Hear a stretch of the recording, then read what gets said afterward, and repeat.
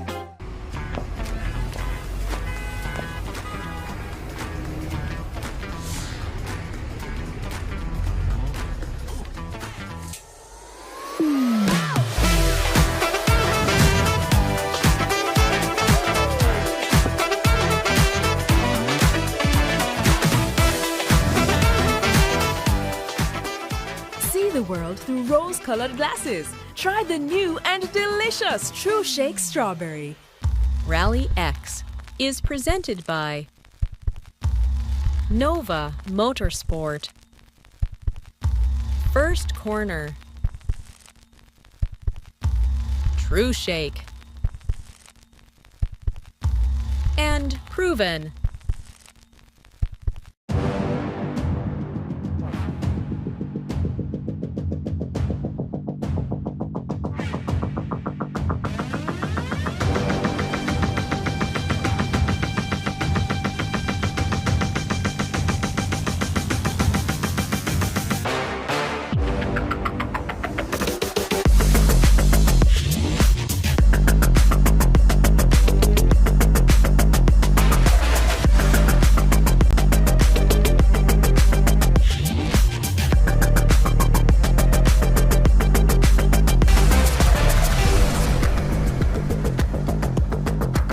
A very good morning to you from the Kymiring in Finland, this brand new circuit which has been going to host its first event for a number of years, but we're the first big event at Kymiring. Rallyx has come up to Finland. How, Reg? Hello, mate. Good to see you. My name's Andrew Coley. We'll be your hosts for the weekend and your commentators.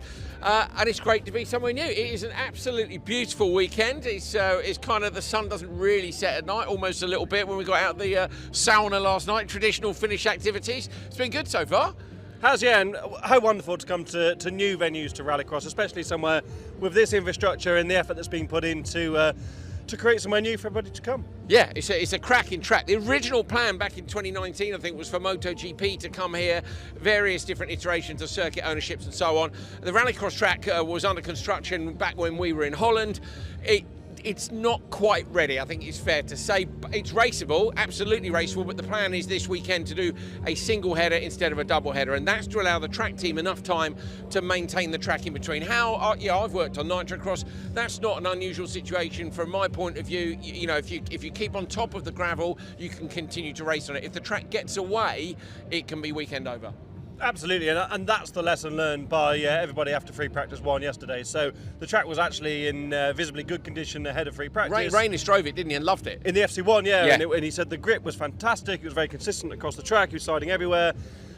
The degradation of the circuit through FP1 was quite extreme, and so the flexibility of the championship means that they've moved to a single header to allow the track more time to re-prepare. And the Rallyx knowledge is also helping the local track builders here to try and evolve the circuit as necessary, and we've got some gaps between the sessions. We'll have separate streams today for each of the qualifiers. We'll have 3 qualifiers hopefully today, and then a 4th qualifier, semis and finals tomorrow, to allow the track time, more time to repair it in between. The venue is working with the series. We're happy with it. You guys will enjoy it at home. It's kind of traditional, going back to doing a bit of quali one day. It's going to give us a bit of a narrative through the course of the weekend. Let's wander up the paddock. I'll tell you what, behind you here, this is the fan zone. It's early. So, I mean, the Finns do enjoy the occasional drink, but they're not in the fan zone absolutely smashing it yet. Hopefully later on. Me and Hal went to the supermarket last night to try to buy some beers. I think I just caught being I British guy smashing mosquitoes. I must on my admit, legs. I got one last night in my room, executed it, and it had already chomped on me, it seems. So let's get into Rallycross instead of chatting about Finnish things. Yeah, you can't buy beer in a Finnish supermarket after 9 p.m. What's that all about? Hal? You weren't listening, were you? Hal's just all he's doing is constantly smashing. He must taste a lot better than me because he's been bitten a lot more. Right, Rallycross. The Darbacks here in Supercar Lights. Hal, where else do you want to go? Let's go. Just have a quick turn around there, Peter, the cameraman, to point to one of the newcomers to Supercar Lights in Riga last time out. Pontus Oskarsson following in his father's footsteps and moving up from junior crosscar. We've seen that transition a lot now, Andrew, haven't we? We're going from junior crosscar straight to Supercar Lights. And yet again, another impressive performer, much like Hampus Hagström, who did such a good job having stepped up from such a great season in junior crosscar last year. On your left-hand side here, you've got the Linneman squad. Linneman is out at the back on this side. His protege Larsen is just in front of him. Linneman's had another shocker to get here, nearly didn't make it. Yet again, more issues with the car, but as usual, hashtag never give up. He's worked super hard and has made it to Finland. Luke Sanderson's car's being warmed up here. Hal, another driver who came up from junior crosscar into this. Honestly, I think it's fair to say he's had a bit of a tricky season so far. Yeah, you come in with amazing pace like so many of the youngsters do. I think we kind of thought he would have won the series by now, but he has that potential as long as he keeps a cool head. And I think the experience of the JC Race Techniques squad in maintaining Lucas's position in Supercar Lights is totally vindicated by how it's gone. Clearly an amazing talent, clearly has the pace to beat anybody here, but doesn't maybe have the experience to put a whole year together, and staying in lights for as long as he had is part of that learning experience. I am sure he could step up to open four-wheel drive or any top category and perform on talent, but to become an Andreas Backward, a Jan Kristoffersson, a Timmy Hansen, a Nicholas Gronholm, you need a whole rounded package of experience, don't you? And that's what he's working on learning at the moment. It's not about each individual result, it's about the whole season overall. Mudguard coming in, hanging off the back of one of the cross cars. Tenel Terrapin came in a minute ago, tried to blip his engine behind Peter. Ow! Oh! That wasn't even a Mozzie, I don't know what that was. Carl Svedland in the background, who has been the class of the junior crosscar field, again with the JC squad, the big array of cars from JC. Jonathan Ylilami, interesting case, Andrew, on the far side. I think Ylilami hasn't been perhaps as competitive as we would have expected, given how amazing he was in junior crosscar. The switch of car this weekend as well, actually, looking in the background, that's definitely a speed car wonder. So interesting to see how that'll go. That was Robert Svittles who just rode through the shot. Behind us we've got Martinovs and Martinson and a couple of the supercars. Much stronger entry in open four-wheel drive up here in the heartland of Rallycross. I think we kind of knew that would happen. Yeah, with our adventures south were good fun, but we've kind of got the hardcore coming back in with us now. We've got some new faces as well, Hal, behind us. Yep, so let's have a quick word of Simon Olofsson. Simon, you stepped up to the FC2 earlier in the year. You missed Riga. Talk to us through why you chose to do that. I felt after Falkensvard that we doesn't have the pace that I want to have, so we did a day of testing in Höljes before this race. It was heavy rain, so it would be good if it started to rain here actually, but I think I'm more comfortable in the car now, got some more laps and just trying to get the speed up. Another new teammate for you this weekend. Introduce us to the newest member to the STSRX squad. So it's Jake from the States, and he's really, really good in tarmac driving. It isn't so much tarmac here, so he will try to learn a little bit from our driving on the gravel. And he was super, super happy that he did his first jump yesterday. He have never done that. That's awesome. Even if it's a small jump. So he think it's really fun. And you have so much experience in Rallycross and Supercar Lights, we know that, but you're new to this type of power and speed. Having another driver you can share data with is so useful to you as well, isn't it?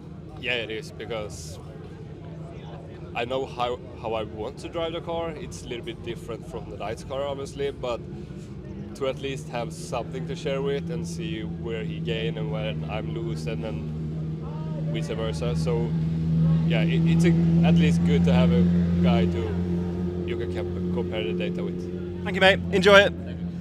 I love that. You forget about jumps. Jumps are completely normal for And Jake us. comes from GT3 racing in Yeah, the States, so he's just never done totally a jump. alien, isn't And he? he's like, he was stoked to do his first jump. That's my favourite thing of the day so far. I need to see Jake later on. We need to go and introduce ourselves to him. Where is Bert? Bert, sorry, gonna have to interrupt. Come on over. Come on. This is Bert. This is Bert Frank. No, not Victor. You. This is Bert Franks, everyone. Victor's dad. Now, Bert, you said you weren't going to come to this event, but now here you are. Yeah, I don't want to say it anymore, but we're gonna do now the whole season. No, it's out now. We do the whole season. Okay, cool. I Really? think we knew that really in Holland, didn't we? But No, the really plans was to do just 3 races, 3 double headers. Valkenswaard, Niessum and Buxtehude. Then we start, okay, let us do Riga also. And then after Riga was again a discussion. And now we said, okay, we do the whole season. It's out. No discussion anymore. I'm here next time again. I love this. In case you're wondering, by the way, Victor is just here next to Peter. Here's Victor filming his dad, who's on the television. Yeah. I'm sorry, mate. Yeah, mugged you early in the morning. I'm sorry? We mugged you. We grabbed you early in the morning. Yeah, I know it. I saw it. Okay. See you later. Victor, come on. Now you. Luckily, he was far enough away that you didn't hear what he said then. Don't worry about the race. Everything's fine. Doing the whole season then. That's good news. Yeah, surprising news, but good news. Yeah. Who persuaded who? I don't know. I remember being at work and my dad calling me like, should we do the rest? I'm like, I'm down. And 20 minutes later he says like, yeah, get ready. I'm like, okay, I'm good. that's like asking if you want something to eat when you get home from work. Yes. Yeah, exactly. Sometimes I don't know if I like it more or he likes it more, you know? It's like he always comes with, should we do it? I'm like, if you want it. You don't want to seem too excited, do you? You're like, yeah, we could. Yeah, Yes. we could. So tell us about the track. We know, obviously, we've already discussed in the start of the show that we're going to do a single header instead of a double header so we can maintain the track. You're familiar with the nitro situation, that we must stay on top of a track. I think these guys can do it. Yeah, I think they can, yeah. And when Andreas said it in the briefing, I think everybody respected this decision because we know Andreas has a lot of experience. So if it's the best for everybody, then I know it will be fine. So I know the track is going to be good. It's going to be good racing at least, and then we see the rest tomorrow. And how do you get on in practice? Pretty good, P2. I mean, we made some few mistakes, but I drove around at 80%, and I found out that that's pretty much the fastest that you should go. It's a track that doesn't complement your mistakes. So one small mistake makes a whole lap completely go away. So, Okay, interesting. Thank you, mate. no worries. See you later. Such an interesting nugget there from Victor that you've got to go slowly to go quickly sometimes. It's loose, isn't it, Hal? But It's I think the that's something traction's that at a people premium. have learned in recent years with the amount of data available with V-Boxes, with the data acquisition that people use now compared to 15 years ago, where you just drove the car at a maximum all the time. Maybe you dialed it back a little bit sometimes. Now you're driving within a window where you want to be right on top of the car all the time. There's no point letting the car get away from you. And as we'll see, as Thomas van der Leyen returns to Rallyx with the fire-breathing Smurf machine. There are more flame stickers on that car every time we see it, aren't there? And there's always 2 Smurfs on it, but look at the hole in the back, Hal. Is that some sort of new rear hole or something? Rear holes. I mean, you never know. I'll remember that for an article in Race Day. But yeah, I think that there's so much gravel here. You'll see that as when we start the broadcast in a few minutes' time, that you really have to drive within yourself, because overdriving only means time loss, really, as you run wide into the looser gravel. And yeah, Victor's obviously well capable of knowing all that. Tapainen is back. Tapainen, I think, is the correct Finnish pronunciation. Oh, by the way, Kymiring, it's a discussion, it's ongoing. We're going to ask more Finnish people. Everybody we've spoken to says Kymiring. Some people think it's Kymiring. I mean, what do you reckon, Hal? We've said Kymiring already. I would like to be Finnish, but I'm not, so I'm not in a position to comment. He said Kymiring It is yesterday I think it's on Kymiring, yeah. Instagram and won't commit to it today on television. It's fine. I respect that. So yeah, he's back. Double champion last year. Entered, didn't he, both, and actually won Pro and Am. Yeah, and was really quick in Riga not so long ago, and I think this is the sort of track that really will suit the Finnish drivers perhaps more than the super abrasive Riga layout. So yeah, let's see. This is a proper very rallycross track. And It's proper if we loose. look the other side here, Peter, sorry, you've got to turn around again, but the Dynamo squad is well capable of proving a shot this weekend, and I think if practice is anything to go by, with Anton Seppa on the far side, in the Skoda Fabia, setting the fastest time in free practice 1 yesterday. This squad has knowledge of the track. Everyone will have seen the onboard on the Rallyx social media channels this week. That was Jari Turi driving the Volkswagen Polo, so they've done some testing here, but still I think this is a track where the Finnish drivers are likely to do very well. Behind us, Pasi Penttinen, you'll be familiar with from Crosscar, of course, and Pasi's running in Crosscar and in open four-wheel drive in a supercar. How we did joke, is he doing all the classes, because that's a very Pasi thing to do, isn't it? Yeah, and Pasi's done quite a bit of supercar over the years. He's done quite a bit of rallying in four-wheel drive cars. He doesn't post much on social media, but he's not afraid of posting a picture of a Super Impreza WRC in a ditch or something, is he? And he'll be super spectacular in that. Good weekend. Weekend. And here's another person who's double classing. In fact, there's two Ikkonens. Peter's nearly getting run over. This is Uti, who is Mikko's wife, and he's double classing as well, though, isn't he? Which he didn't last time. He only ran the supercar. This time he's running the supercar and an open two-wheel drive in the same why class. not? Yeah. Until he gets to turn 1 with your wife.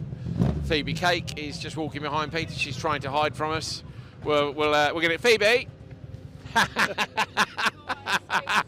You did not. Good morning, mate. How are you? I'm alright, just a bit tired, but the usual. That's the 2-hour time difference. It feels like getting up at 5 o'clock in the morning, doesn't it? Yeah, well, we did, basically, so. So how's it going so far? Good, just got a few things to work on, but nothing much, really. Okay, like what? Go on driving, or? Just getting faster, a bit more consistent, and revving through the gears more, so. This is a very, very different track to Riga. Obviously, it's quite a steep learning curve for you. Riga is high grip everywhere. This is really loose on the loose sections. How have you found it? Well, when we went on it, it was ruts everywhere, so I didn't really get the chance to have a feel of the track, and a few of the tyre packs had been moved as well since the track walk in the morning, so not too much of an idea. Okay, well, I mean, when you go out today looking at the various different sessions and how I think they're going to groom the track, aren't they, before Supercar Lights? So you guys should, in theory, get the smoothest track conditions. We should. Don't really have much to say about that, really. But Until you've experienced it, yeah, that's fair. I think that can only be good, can't it? Because at least the track will be consistent every time you go out. In theory, you should have the same conditions, and you're not going to have the unexpected ruts and stuff, which, when you're learning, is very hard, isn't it? So I think the way this schedule's working is hopefully positive for you. All right. Good luck. Thanks, Phoebe. And you, oh bless, thank you. Have a good day, said Phoebe, which is really sweet of her. She's the first driver to say that to us. Eric Farren, who runs the Team Farren squad. You've got 2 drivers again this weekend, mate. How was free practice 1? It was good yesterday. I think both drivers quite happy with what we did. Phoebe, of course, is a new track again and new experience, so she will keep learning, continue to go faster and faster. Roberts was very keen to follow up the good event in Riga with a good FP1, which he did. So yeah, quite happy. You've been at this game a long time, especially with other teams, but on your own as well. You've got 2 different scenarios here, haven't you? Roberts is incredibly capable, we know that, and you're just helping him piece that together to get good results. Phoebe, on the other hand, has got a lot to learn, and you're helping her progress through that massive learning ladder. How much do you enjoy those different scenarios with different drivers? I mean, it's like you say, I enjoy it because it's sometimes it's easier to have like this, 2 different scenarios and 2 different things to help. It's good also to have 2 drivers which are very close and you can compare a lot, and then you also like that. But in this case, I think we have a good, it's a good scenario for both. They're learning from each other in a way. So I mean, sometimes it's easier like this than having 2 that are very close to each other on track. I've had that also. So. Like what, Timmy Hansen and Sebastian Loeb, for instance? I didn't say that. But Thanks, Eric. Go on, we'll let you crack on. I love that, Hal. How old's Phoebe? 15? Yeah. So you've got 15-year-old Phoebe Cake, who's literally at the very start of her rallycross career. And the very start. She's junior rallycross in the UK. And that's it. In Suzuki's a huge step. When Clara Anderson stepped up to the World Championship from the Swedish Championship, I described it from stepping up from Sunday League football to competing in the World Cup. Yes. I think this is very similar, actually, So given the level, because Clara was very capable and very experienced in rear-wheel drive cars in the Swedish Championship and had done a load. Phoebe's done like a year and a half-ish in the British Championship as part of the Swift Rallycross Championship, And now she's made a massive step up to the second tier in a major international series. I think you cannot underestimate how hard that transition is. And I love the fact that Eric Farren is working with her, and as we said, has worked with Sebastian Loeb as well. That is the variation of Eric's experiences. Can we go in here, Peter? Is that going to be difficult for you with the light, or can we go in? Huh? Loud. Too loud. Okay, we won't go in there then. We'll just tell you what's in there. So there's our studio in the background. Yeah. We would normally have an array of cars with us, but this weekend, because of the great facilities at Kymiring, we've got some garages, and this is where some of the FC2s and Supercar lights are. Howman's in there, isn't he? Fraser McConnell, I think, was fastest in FP1 of the FC2s. Yeah, I think he was 4th or 5th overall from memory. Here he is. Fraz is here. Fraz. Sorry, I didn't realise he was right behind us. How's it going? Good. Hello, mate. Yeah. What's going on? Yeah, we're just saying, you were fastest, I think, of the FC2s in the first practice session. How was it? We know the track was rough in FP1. It's a new track for everybody. Kind of suits my driving style. I've always had to adapt as fast as I can. Usually I'm the one going to a track where everyone else has driven, hundreds of laps. But now we're on an equal playing field, new track. You can really push on the gravel. And then I'm having to dig deep for my go-kart skills on the tarmac. But it's good fun. We're going to have a good race. So what you're saying is when nobody's been to the track before, you're the best? I didn't say that. No, I'm messing up. He would never say that because he's lovely. We've also seen from the day you turned up in ARX2 that you're very comfortable with the car moving around, aren't you? And that's very much how this circuit is on the loose gravel. For sure, and the FC2 is juiced up supercar lights. So, when you have that extra power, you're able to get away with those big slides. But it's also not about just going sideways, it's about being fast as well. So you've been doing some rallying at home though as well, I believe, in between events in the Mitsubishi, so I mean that you've been keeping sharp on the loose stuff. Yeah, Evo 9 Group A Mitsubishi is great fun. But we're coming up here, real deal, some really stiff competition, so gonna try put the black, green and gold Jamaica car on top. And the car, I understand from your social media, it's got the updates on it. So what are the updates compared to the last time for everybody at home who may not have watched? So everyone has the updates. So there's a ECU update. The injectors are much closer to the intake, so it's able to have a much shorter gear cut.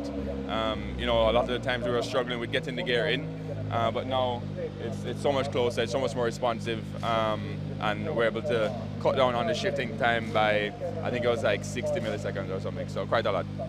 And that's a lot of what we saw Kevin Eriksson testing in Riga, wasn't it? Kevin was going out between the sessions and they were fine-tuning these details. I think we forget how new the FC2 is really in its development phase, and fantastic that First Corner and Ermesy are flexible enough to do that testing at an event and then roll it out for the very next race. So exactly, you're going to find that with any new car, especially when we're trying to compete with the supercars. It's a tough task, but that's why we're here at OMC working our butts off. Myself, Casper Oliver, Kevin, in between the races, we're testing as much as we can, trying to give as much feedback as we can to the teams, just to make sure that we're as competitive as we can with a supercar, but operating at a fifth of the cost. So, really good. Awesome, thank you, mate. Cheers, Fraz. Right, let's head across here. Jamaica's biggest purchaser of Jamaican flags there. Peter and Stephanie McConnell with the merch table. And this is the walk around to the pre-grid. Have we got time, Peter, to walk round to the track? We have. Let's head round to the track then, and we can just see the last couple of corners here, as well as the start line, actually. It is exciting to come somewhere new. I know it's not 100% finished, but I don't mind that. They've got to learn sometime. Otherwise, when do we ever have any new rallycross venues? Absolutely, and it isn't the same as building a normal track, is it?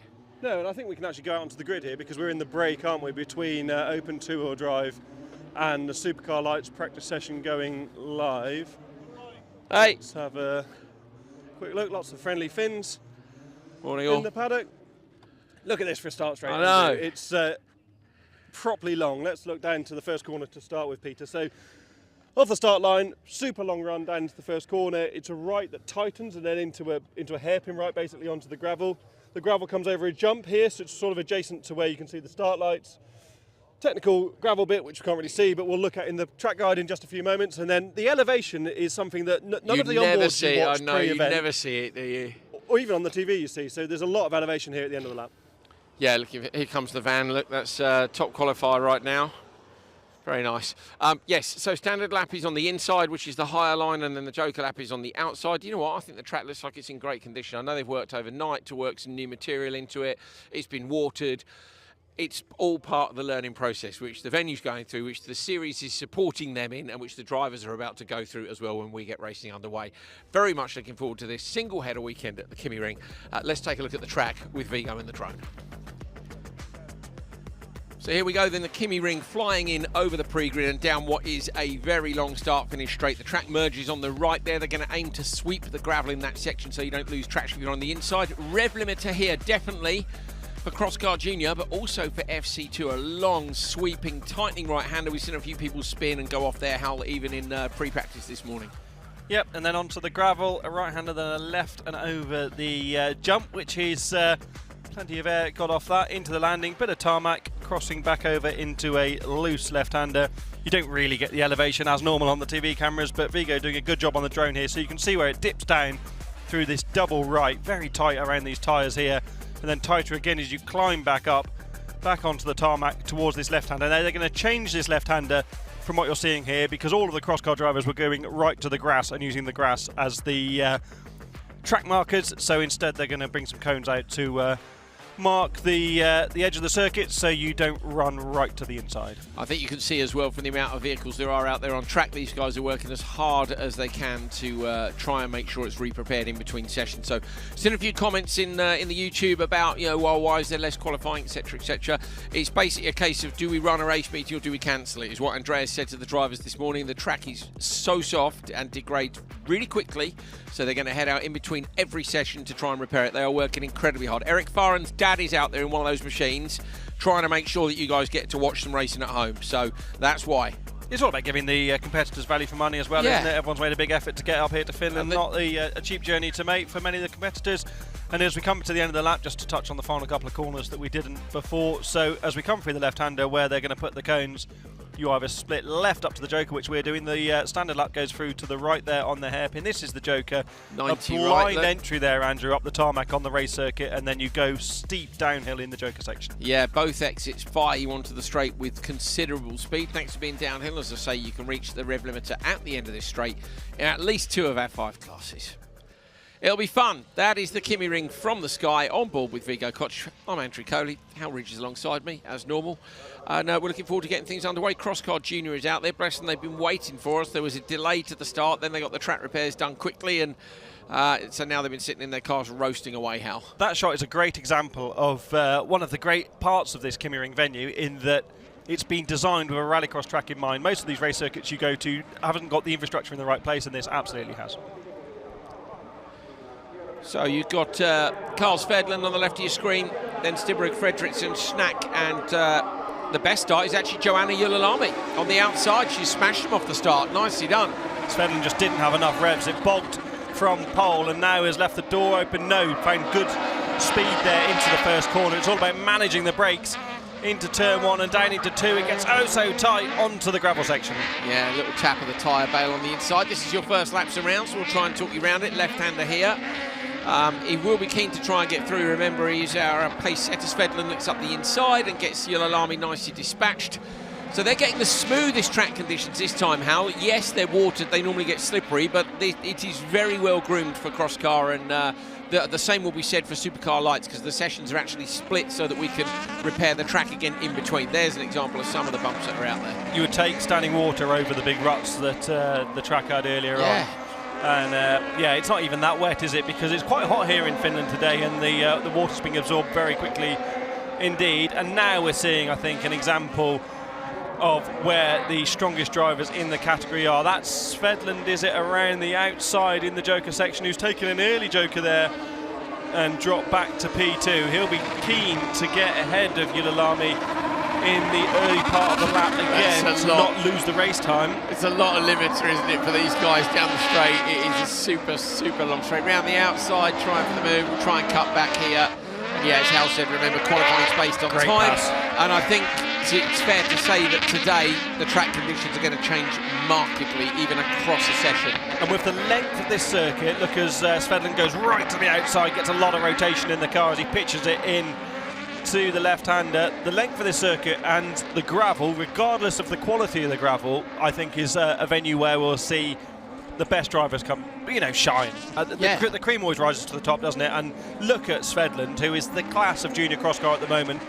based on consistency. Not always the fastest, has had his fair share of not being at the top of the timesheets, but he's got such a mature head on young shoulders, as we see. I was looking at this, Alan, figuring he must have had a not great free practice 2 to have ended up in the first race, because it's the grids for Q1 are based on free practice 2, so timed practice, and he's ended up in race 1. Yeah. So did he run late when it was bumpy? And I know I spoke to Tommy Howman earlier. He was saying that I think there was 1.5 difference between my session, the earlier session. He wasn't happy because he's going to be on the outside of the grid, but they do all understand we want to go racing. Yeah, I think with the length of the run to the first corner and how open turn 1 into 2 is, there's a lot of opportunity there, isn't there? It reminds me a bit of South Africa in the World Championship, where you had that long run down to a wide open first corner, because it does give. It is very similar to South Africa actually, because it tightens into basically a square right or a hairpin at the end of it. So I think you can gain a lot back, can't you? Rather than I'm always in favour in the first couple of corners of making sure the track goes one way and then the other, because if that means you don't have to give up. You know, look at Hollis. You're on the outside where you're going to be inside for turn 2. If you're on the outside of turn 2, you can go joker. Yeah, that's why a layout like that works. Same at Loiak, Latvia, it works. If you end up on the outside of turn 1, you're on the inside for turn 2. Same here. You got to tighten in first corner. Easy win here for Svedland. And then, as you say, the track going in both different directions. There are opportunities to pass. What was it Fraser said to us last night? Everywhere's a passing opportunity, he said, didn't he? Yeah, if you've got confidence, or words to that effect, in a Fraser McConnell accent with more colourful language. Sounding way more cool than us. And with better words. But yeah, the gist of it was... better words. The gist of it was... That's what we do for a living, if you're going to be... I can't say the words he used on a broadcast. Well, there is that. Why, because you haven't got a good Jamaican accent? I think it was pretty... But they're also not broadcastable. Was it fruity? I can't remember. Well, it wasn't PC. No, not un-PC, but it wasn't PG. That's the word I'm looking for. PG. It was PC. It was PC, but not PG. Here, look, this is what Hal's talking about. Look at that late dive up the inside. Okay, maybe a bit too late, but there is room. We've seen mistakes up there in free practice already. Nearly 2 seconds up the road on best lap time. Svedland showing that he was a little out of position there. Look, that's a great shot. Very circuit racing down the start straight here. There's the result. Carl Svedland takes the very first Rallycross win ever in the history of Kymiring Rallycross. This is the very first race win ever. What did I say? You said the first Rallycross win, but actually, if this is the first event here, is it the first proper race event? Has there been another competitive event here? I'm not sure there has. Has Carl Svedland just written his name into the record books, Mr. Ridge? Yeah, but do we actually regard a Rallycross race win as anything to write home about? Yes. We do in this instance. We do because we are Rallycross in this instance, Hal. So we don't. No, but like, so what you're saying is, does he need to win the final? Yeah, true. But look, mate, it's day 1 at Kymiring, and as we figured out, we say what we want, and it's true. Any messages?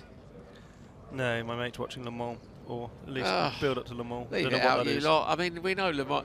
Oh, no. We've been offered snacks, guys. You're right. That's it. You have a nice time chilling out over there. Yeah, we'll do all the work over here. I know it's normally the other way around with you fixing cars and us just talking, but you don't have to rub it in. You know, we don't come in the garage and wave at you when you're working, and now they're in here waving at us when we're working. Hal, this is out of order. It's the overseas mechanics who are in here. Oh, there's a comment in the YouTube that I'm going to read out. Go on. Someone says, guys, let's appreciate the fact we have this free racing broadcast from an amazing team and not be hostile towards the people doing their best that they can bring us this production. That is very kind. Thank you. And genuinely, I know people will be disappointed it's not a double header. Bear in mind the organisers are super disappointed So to give people an idea, working so hard. Andreas Eriksson is uncontactable at the moment by everyone, which is causing a bit of frustration in the operations side here, but that's because he's driving a machine and telling people what to do out there. Ronnie Larson, who was just walking past us in the commentary position, Eric Farren's father, who works with Eric's team, he was up till 2 in the morning driving a machine on the track to try and prepare the circuit. And he's been out there all morning. The effort made by, sure, the Kymiring people are doing a huge amount of work, but the effort that Rallyx and the Rallyx family has brought into trying to make this event happen is, even I don't appreciate how much work is going on out there. So yeah, huge effort involved. This is Nielsen, Matalamaki, Peramaki and Manisto. Listen to the rev drop, Andrew, off the start. Nielsen with a great start from pole on the inside, which is the far side of the track, but then down the straight, leaves it out to top speed, runs a bit wide. It is a good first corner, look. leave the door open, you come in tight, and in fact goes from P1 off the start to P4 at the end of turn 2. Turn 2 or turn 1? I think it's still turn 1. Is it Turn 2. You're calling that 2, are you? The 90 right's turn 2? Yeah. Right, I'll take that.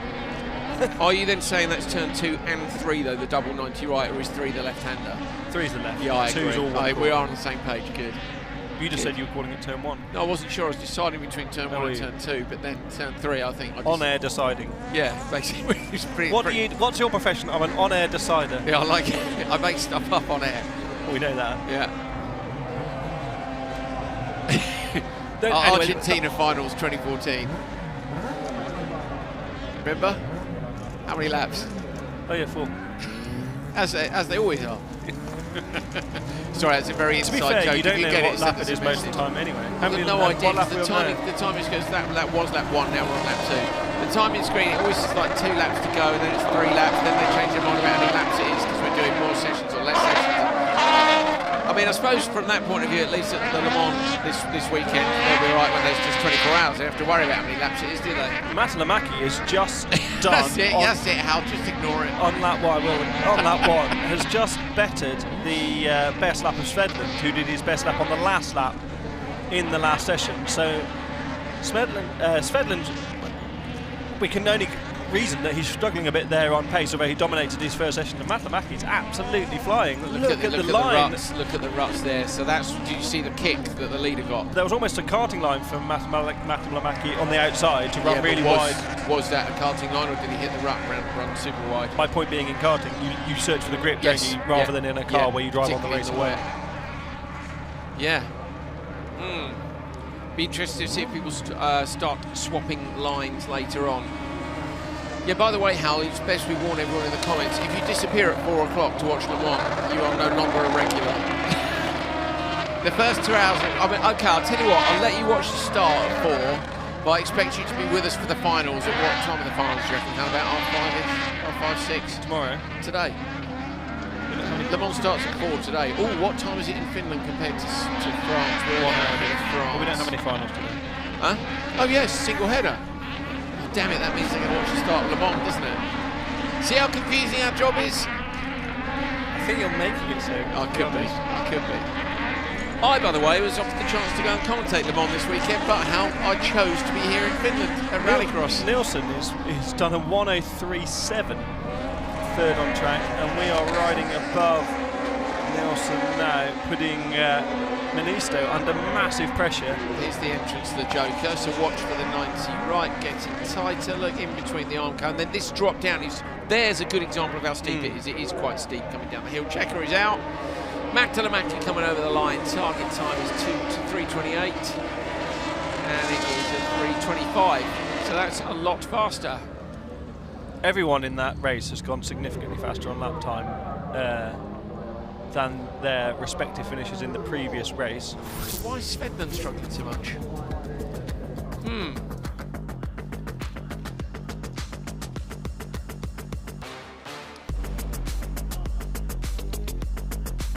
Minia Perimaki, by the way, we approve of your race number on the front of the car. I think Minia must have been watching some of the broadcasts, Hal. Huge, great race number. That's what we like. Yeah, Svedlund, if you're wondering, if you're not a regular, has never been off the podium this year. 4 wins in a row between the end of Portugal and the start of Latvia. A P2 and a P3 when he wasn't winning. So Svedlund is on it, and we'll. One thing that is an advantage actually to us having a few breaks here is we will be able to go out and have a look at what's going on. In the meantime, Hal, I think they've set off the next race there without waiting for us. They have. So this is race number 3 down at turn 1. We will look at the replay. So that's that's the teething problems of a new venue. There we see P2 Pirat with your favourite race number on the that's front the one of the speed car. Perimaki must have copied. Absolutely flying out front. Unfortunately missed the start, but the track isn't degrading quickly with the junior cross cars, and I think we'd expect that, wouldn't we? There's because not much power, is there? Well, this track has a lot of slow corners with high load in the cars on gravel, and that's part of it. That's part of the issue we have this weekend, is that you're certainly in an open four-wheel drive car, a supercar, is you're doing a lot of the braking the turning and then the hard accelerating into the gravel sections. There's a great view of the Joker on the outside at the end of the lap. What a lovely day it is in Finland. That shot so high you can almost see the coach in the air from the background, can't you, on the horizon. But P2 Pira up front, a 1:04.0, has matched the best first lap time of Manisto in the previous run. The question will be whether it was Matamaki, sorry, who got the fastest lap on that one. That's off the start. And Manisto who later bettered that. Yeah, because the timing line is obviously on the return lap, isn't it? Because where the gravel returns onto the start straight, the timing line will be down there sometimes. So you'll have a start time, a start lap, which will be from the grid to the finish line, then you're able to complete a full lap, which is not always the case on a rally. No, true. I'm just thinking why surely the momentum off the gravel section onto the start-finish straight would be more. But I think on a junior cross car, for example, with the rev limiters, you get to that terminal velocity at a point, and if the timing line, look where the start grid is there, if the timing line is in line with the gravel, you're probably not so dissimilar as coming out the front corner on the standard lap. The checkered flag is where it is, isn't it? So it's after the merge. It must be after where the gravel joins. I also think you probably get the best lap off the Joker, wouldn't you, if you could continue that pace down the hill rather than on the standard lap. And indeed, it's Yarahuka who's done a 1:03.7. Now, I'm never a massive fan of banging on about lap times in Rallycross, but in this first instance, it does give you a good idea where the pace is. Certainly in Q1, where the pack's a bit mixed up. I think it would also be interesting to see, is that first session that Svedlund was in a bit too wet, and therefore it's a bit more slick, and then as the session goes on, do we see a few holes appear and the lap time goes away there? This right-hander is where a lot of the holes were in between the sessions. Look at that lovely line through there. If you consider the undulation, which is completely smoothed out by the drone, and by undulation I mean both the elevation of the track and the huge bumps that are in there, keeping a car on a smooth line like that is impressive. It is indeed very difficult to do at any level, and certainly when you don't have the power in a junior cross car. As Pira runs to the line, there is the finish line. That's the timing line. It's going to be quicker. Sure. Is it? Yes, it is.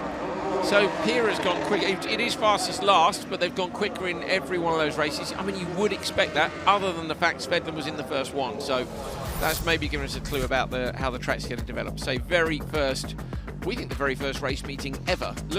I took a picture last night of their year one. They've got World MX coming here later on this year, and what else have they got? Finnish Superbikes is coming. Oh, look at this in turn one. Oi, lock stops. Alex Antila did the fastest lap of the session on the final lap, 1:03.770. So 9 thousandths of a second quicker than Manisto. Not a lot in it. Pira takes the race win. Antila with that great lap time in second. Hukar and Sebastian Ease, etc., who lost a bit of time. So Pira takes the session. Yep. Perfect. On to Crosscar Senior, for want of a better name. CC, not CCJ. So this is left-hand side of your screen. I think the graphics are the wrong way round. Yes, they are. So Tanil Terraping is over on the left, then it's Heinonen, Niemi and Kong.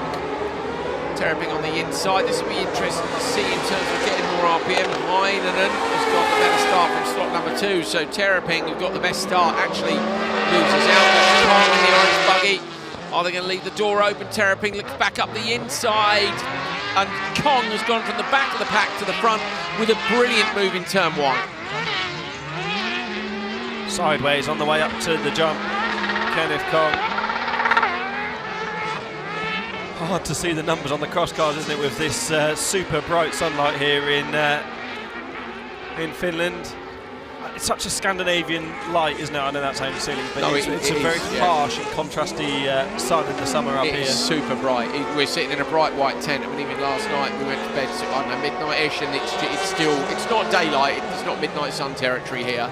But it's dusk, isn't it? At midnight, probably 1 o'clock, and the sun's up at 3 a.m, so it's close. They'll all be celebrating Midsummer next weekend, of course, which, if you're wondering, is why there's never a race meeting on Midsummer's weekend, or very rarely. Huge up in Scandinavia. I think Kong's window is open, the protector that they have, so they can either have plastic windows, or they can have the little mesh shields that they have, some of them. I'm not ready for Midsummer. Not ready what? For Midsummer. No, why not? Or we haven't had Gone a bit too quickly for you. Yeah. Yeah, I'll second that. That's because you were building a rallycross car, Hal. If you're wondering, everybody at home, Hal finished the rallycross car. He made it to Lowiat Legends. It's not quite finished. It's not finished, but this is a Hal Ridge technicality, and Andrew Coley's going to tell how this is. He did brilliantly. Him and his mates worked all-nighters, and they did brilliantly. And he got his beautiful rallycross car down to Lowiat Legend. He drove 4 laps, and I'm very proud of him and really pleased for him. Thank you. And a wheel bearing broke, but it doesn't matter because he got some laps in at Lowiat. They finished the car at Lowiat. They worked through the night. They had mechanics from other teams help them. And I just think it's a lovely story, mate. Well done. Thank you. Well done. You're welcome. Terrapin goes a bit too sideways. Saw even some of the all-wheel drive cars doing that earlier on in open four-wheel drive. Kenneth Kong. Patrick Kong continues to lead. Kenneth is his dad, isn't it? I think so. Yes, Never quite sure if it's dad or brother, are we? With regard look to at the ruts there as Kong turns into turn 3, runs right to the outside of the circuit. Look where the cross cars are running to avoid the big undulations. This is turn 4, isn't it? And down into 5. Should we make a track map? I've got one. Have you? Sweet. Lots of will he run right to the outside here? The thing with the cross cars not being very heavy is they also ride the bumps a bit better than the heavier 4-wheel drive cars that sit into the ruts a little bit, and some of the heavier open 2-wheel drives. I see some comments in the YouTube about when open 2-wheel drives on right after this session, so do not go away. Yeah. Because basically what we've got is Crosscar Junior, Crosscar open 2-wheel drive. Then we're going to have a bit of a new studio session with some sofas. Have a chat to some of the people in the paddock. Then we're going to a little break, but stay on this stream as Kong crosses the line. Then we'll do lights and open 4-wheel drive. Then there'll be a big break, and it'll be a brand new stream. So for everyone watching today, the different qualifiers are going to be different streams on Facebook and YouTube, so you can't just sit on the same stream all day. Yes, because of the big breaks. Don't wonder where we are. Wondering where the racing's gone, so there'll be a new stream. Where are you? I've been watching the blank stream for 4 hours. You'll have missed Q2 at that point. And it is a little bit of a moving target. So the guy said in the briefing this morning, we're going to do the track repairs as quick as we can, so they might get some of Q3 in today. Or they might not. So you'll definitely see Q1 and Q2, and you stay with us for the updates during the day, and it will be mega. These are Crosscar. There's a bit of debate in the comments about whether it's Crosscar or Crosskart. These are definitely FIA Crosscar. I don't like the name Crosskart. Do you? That's what it used to be called. Yeah, I'm not keen. What do you personal think? preference, isn't it? Well, it's Crosscar now, so that's then people get funny if you call them buggies, don't they? Yeah, well. Well, it is a buggy, technically. What would Ollie O'Donovan call it? Is it a car? What would Ollie O'Donovan call it? I don't know. The buggies. But in a similarly impressive accent to Fraser McConnell, but in a very different way. It is, but yeah. There we are. Right, let's see this one then. Why are you punching my pig? Nilsson, Zavaskis, Gotherson, Hoffman and Muru. In the middle is Gotherson in the bumblebee coloured car. That guy's about 6'4". If you're wondering how they fold him into a cross car, I'm wondering the same things. He's taller than me and Hal by some margin. Is he going to look up the inside here? Not quite. There's the drone shot, and he loses out. That's the brilliant shot, turn 1. So where that corner tightens, you get the option to go wide, tight, high, low, etc. You can really get away with it. So basically, if you session splits, the easiest way to describe it is it's all the 2-wheel drives for the first part of the session, all the 4-wheel drives for the second part of the session, and how the different vehicles cut the track up in different ways, as you were saying earlier about the 4-wheel drives. The 2-wheel drives, I mean, the Crosscar not so bad, open 2-wheel drive. Oof. Yeah, open 2-wheel drive make a mess, 4-wheel drive cars make a proper mess. So yes. That's why they need to do the track rating between open 2-wheel drive and Supercar lights. What's Rallyx going to do for penalties with those 4 big cones he's put out there? There'll be a track marker penalty, I guess, so it'll be a warning in 5 seconds, I guess. Or was it 3 seconds in Rallyx? It escapes me at the moment. But yeah, sure. I think there'll be a warning and then a penalty. Unless you mow them all down, in which case you'll probably just be told to go home.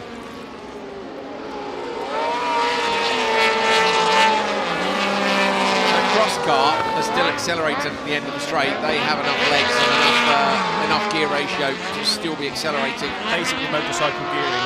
I know you can change the sprockets, and there's a lot of sprocket chat about your ratios. But a motorbike would still be accelerating there, and because these are motorbike engines, you can set the gear ratios accordingly. I spent a fair bit of time listening to motorbike engines recently, Hal. I didn't know. It was great, mate. Cracking. You've been, haven't you, to the TT? I went once, yeah. That is madness on a completely different level. Gotherson is P5 at the minute. These are the 3 cars that have jokered. So out front there's your 2 leaders have decided not to go again on this one. We'll try and get some sort. I was going to try and get a split last time, but Terraping, who was the leading car that hadn't jokered, made that mistake on the exit, so it wasn't going to be a reliable split. This might be. Eric Nilsson, the leader, has what over the. So Zavarski's in P3, the Lithuanian driver, has 6.9. Is 6.9 back on Nilsson. So we'll have a look and see if that's somewhere around it. If it is, it's a long joker. It does look quite long physically. So we haven't got any reliable splits on it just yet.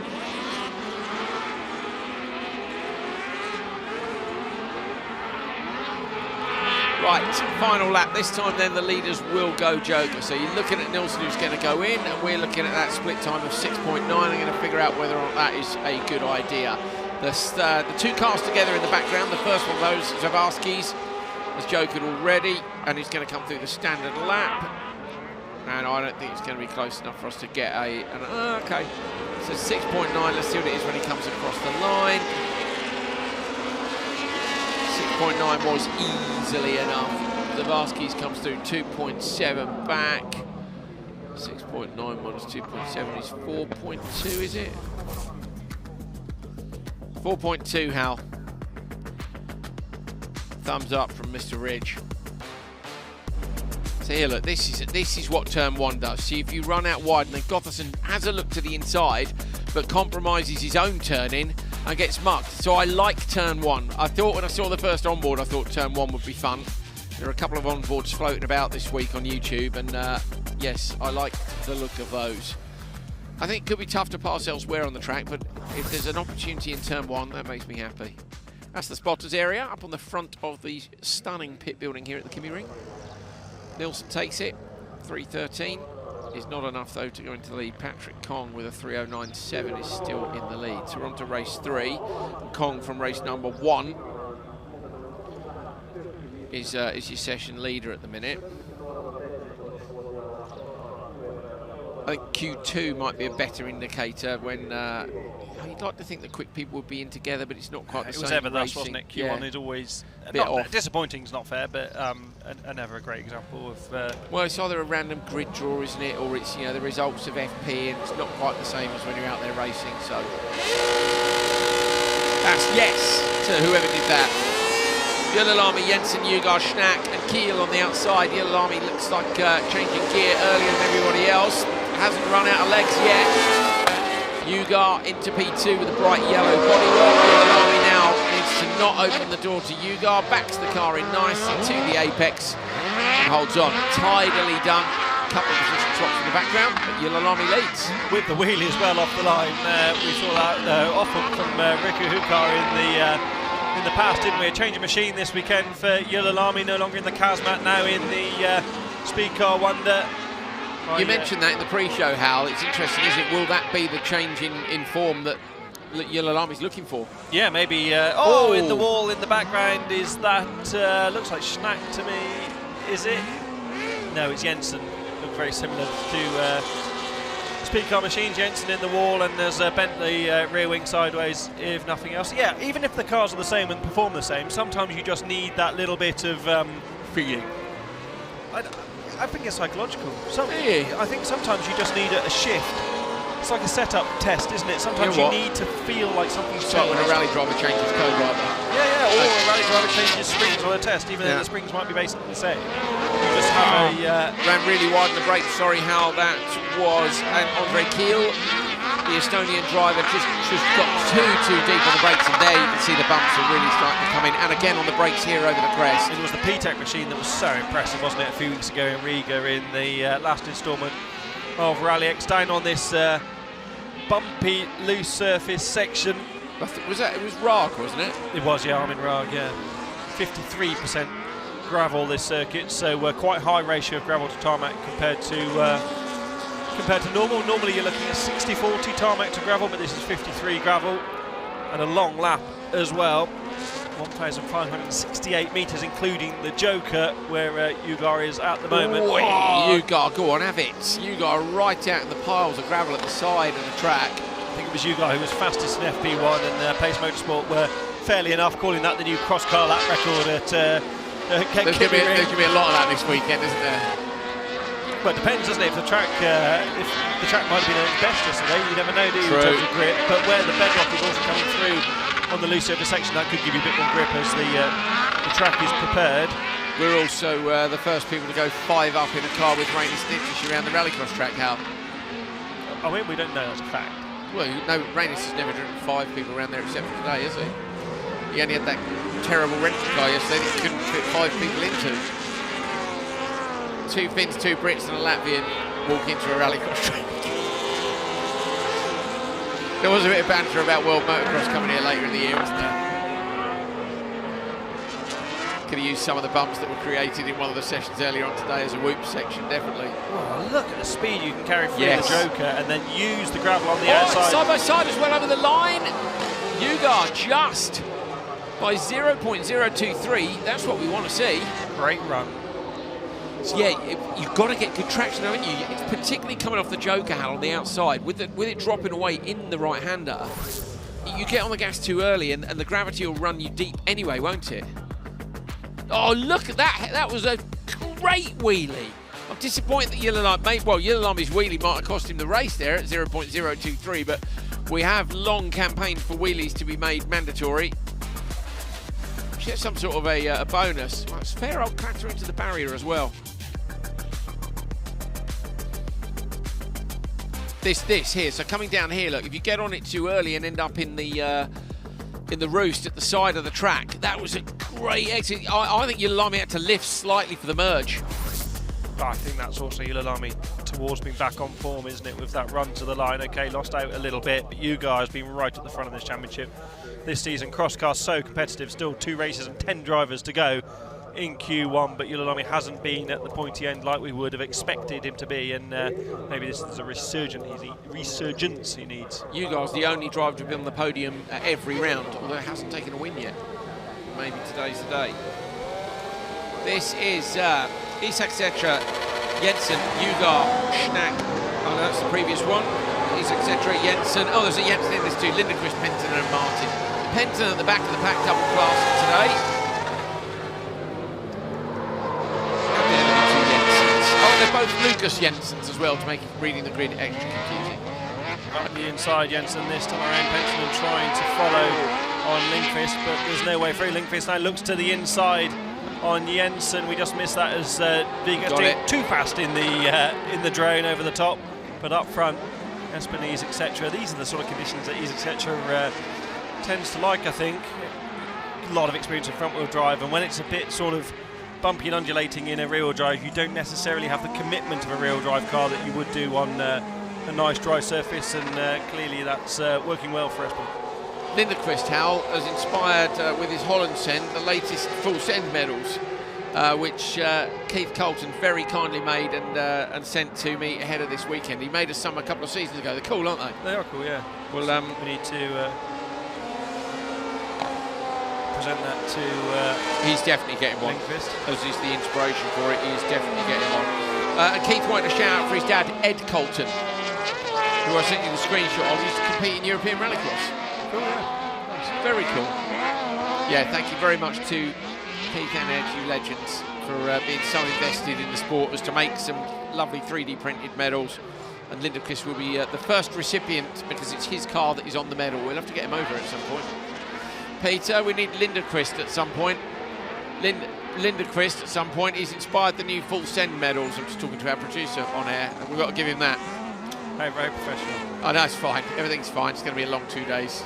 Frederick Martin running second overall. Son of Marco Martin, the WRC legend. Marco in the paddock as he was in Riga a few weeks ago, where Frederick had that great result, and with the minimalist.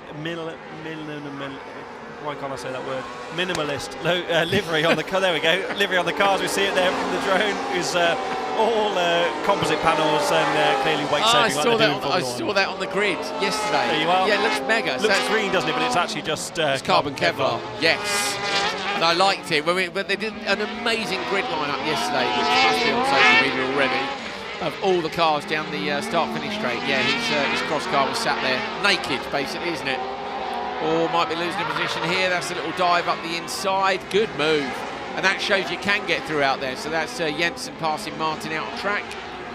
Meanwhile, etc. Oh, yes, this is etc. Through the long right-hander. And then up to the Joker split. So only our leader hasn't jokered. Based on the lap times, although he's doing a good job, long way back. The time is not going to be good enough to trouble the top of the order. Patrick Kong currently quickest as Isaac Tetra drives for the line. No, Isaac Tetra's dropped back down, went Joker, dropped tons of positions. So Lindquist takes it with a 3:12.4. How's that? No. So miles away. No one is anywhere near the top 3 times from earlier in the session. So teach me for looking at the time screen, then looking up at the driver. Don't worry, mate. I read the wrong entry list earlier. Everything's fine, Hal. Everything's fine. Everything's fine. It's all on fire, but it's fine. Everything's. I really want one of those mugs that is a dumpster fire, and I think it says everything's fine on it. Have you seen it? No. It's basically a dumpster that's on fire. I'm not aware of what a dumpster is, to be honest. It's an American bin. But it's great, isn't it? We don't say, I mean, you know, it's not a saying over here, is it? Yeah, it was a total bin fire. But like, a dumpster fire is good. Here you go, Hal. The waste paper basket. The waste paper basket, terribly on fire. Combusted. 6 full send medals we've got this weekend. I figured we might as well spread them out through the season. Alex Lindquist, you're getting one. Not for any cent in there, for the cent you did in Holland. Well done, mate. Come and grab it later. I'm sure he's watching now as he rolls back to the pits. It'll be hot in those cars today as well. You'd be in a crosscar today, wouldn't you, for the for the ventilation, yeah. And then when it rains, the Ventilation doesn't work, does it? Ventilation. That's an in-joke. Oh, not even a joke. Wasn't even funny.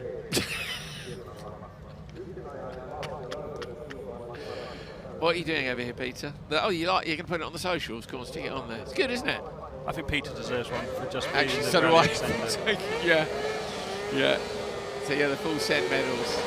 Keith Colton, Ed Colton. You make it. Robert Turner, Lucas Orov, Armin Raag, Vettel 3 and Thomas Merstad. So Raag, who was so impressive last time in Riga, at the back of the grid here. Vettel 3 comes across from the outside. I'll tell you what, Hal, I think people are going to be looking at their gearing following the way some of these cars are starting. Ike Merstad was trying around the outside there and is about to get mugged, but didn't quite. Got it turned to the inside. Bit of contact there in the background. That's Orov, isn't it? Oh, yeah. Ike Merstad builds off a brilliant move for the lead up front. Great racing. So yeah, it was Vettel Tree just left the door slightly open, and Ike Merstad needed no invitation to get up the inside. Getting rougher now, isn't it? See the rear of Cerner's car moving around. Jump on the throttle and it just goes sideways instantly, doesn't it? Here's where it was pretty bad earlier. And yeah, you know what? It's not terrible. Yeah, on the top there, it's pretty tricky. It is terrible. He's terrible. What hilarious wordplay. As Vettel Tree goes into the Joker for the first time of asking, followed by Lucas Orov, I think, in the other green machine. Very hard. Yes, it is there. You see from the shot. I can't get over how contrasty it is and how difficult it is to spot the different cross cars. We get the award for most squinting ever. I'm going to put a cap on Hal like you've got. Is that helping with the squinting? I don't know. I might get the award for most mistakes in a Rallycross podcast. I wouldn't worry about that. I doubt that. I think there's a few contenders. Yeah, I think there are two. And being honest, we are definitely on that list. Oh, I'm up there. Yeah. Having done a lot of Rallycross broadcasts on that list. Yeah. Armin Raag coming through the long right. Here's the ruts. Look at the way that. So this is where the experienced drivers come into their own. So Cerner's sending the car in there and actually using the berm to straighten the car out, so you can carry more speed in. You risk pushing a tyre off the beam and getting a puncture. But when you're really committed, certainly like on the last lap of a final or something, when you need to try and get a position at the Joker merge, you can really send the car in hard. Wonderful shots there from Vigo. You can see that for Cerner as he comes round for the merge on the outside, and now look to the inside of Armin Raag. Who's got the longer gearing? Looks like Cerner has, trying all the way around the outside on Armin Raag. Armin Raag has that line. Cerner is going to hold all the way out there. Goes later on the brakes. He'll look to the inside now, but Raag surely will have nailed that on. He parks it at the apex. Great Cerner has to defensive follow him. driving. Yeah, really tidy. Cerner had a really good run there. And again, Cerner's got good traction, hasn't he? I'm not sure. Rod knows just where to place the machine and just cover off both the outside and the inside. Great driving from both of these. As Cerner looks to the outside, looks back to the inside. This is where it's really rough. Towards the end of the loose surface section, Rod gets spat sideways and then forward. Big bump there for Cerner. Is that a front left puncture? Looks like he took a big impact there on the front left wheel. Lost a lot of time. Eek Merstad going joker lap off top left of your picture. Watch for Cerner, who we're following here at the merge. So we'll stay with Cerner as we come down, but I think he's been held up, and Eek Merstad's going to get this. Eek Merstad at the bottom of your picture. He's going to take it. There he is. And Cerner will hold on to P2. Armin Raag jokers and comes out in P3. Not quick enough though. Good enough only for fourth, I think, in the session. Patrick Kong, running in the first race, has done a brilliant job there of capitalising on his race position. This is one of those occasions, isn't it, where fastest first would definitely not have worked because they would have had the best track conditions as well. So now fastest last, we might actually see someone who has a problem in a session have a better run early on, which you might need because they've only got one day. Well, one event over 2 days. Thanks for the nodding, Hal, I appreciate it. It works about as well as it works on radio. Oi, oi, oi. Okay, Andreas Eriksson is out on track, apparently making an inspection for open two-wheel drive. We got any shots? There is Andreas Eriksson in the pickup truck. Thomas Eek Merstad 310.8. That's fine. Let's look at Eriksson in the truck. Eriksson through the left-hander. He goes through the ruts on the left now. Comes through. He'll be shaking his head in there and asking for a man with a machine. Hal. He's actually going the wrong way, so he needs a little bit of guidance. Eriksson's gone the wrong way. He's disqualified from the event immediately. Ollie Eriksson, his son, is here in the room. Ollie isn't saying anything about his dad's driving. He's talking to a man with a digger. What did he say? At least he hasn't rolled it. Yeah. Which brings me back to my favourite rallycross picture of all time, after Andreas is snotted Fiesta 007 actually into a ball at Julius, and as he's walking away he's looking back at the car and his hands are as if he's shaking them in front of him and he's going, oh dear. Damn it. With his smouldering Fiesta in the background. 007, what a cool car to have written off. It wasn't, it's still going. Is it? It's in Ireland now, yeah. Wow. There he is though, carrying a lot of speed toward, over the jump, get some air. Over the jump, go on Andreas. So Andreas is maybe inspecting here how whether we could run the circuit in the other direction and get double the amount of running out of it. Now I would have been up for Q1 one way, Q2 the other. That'd be some day, wouldn't it?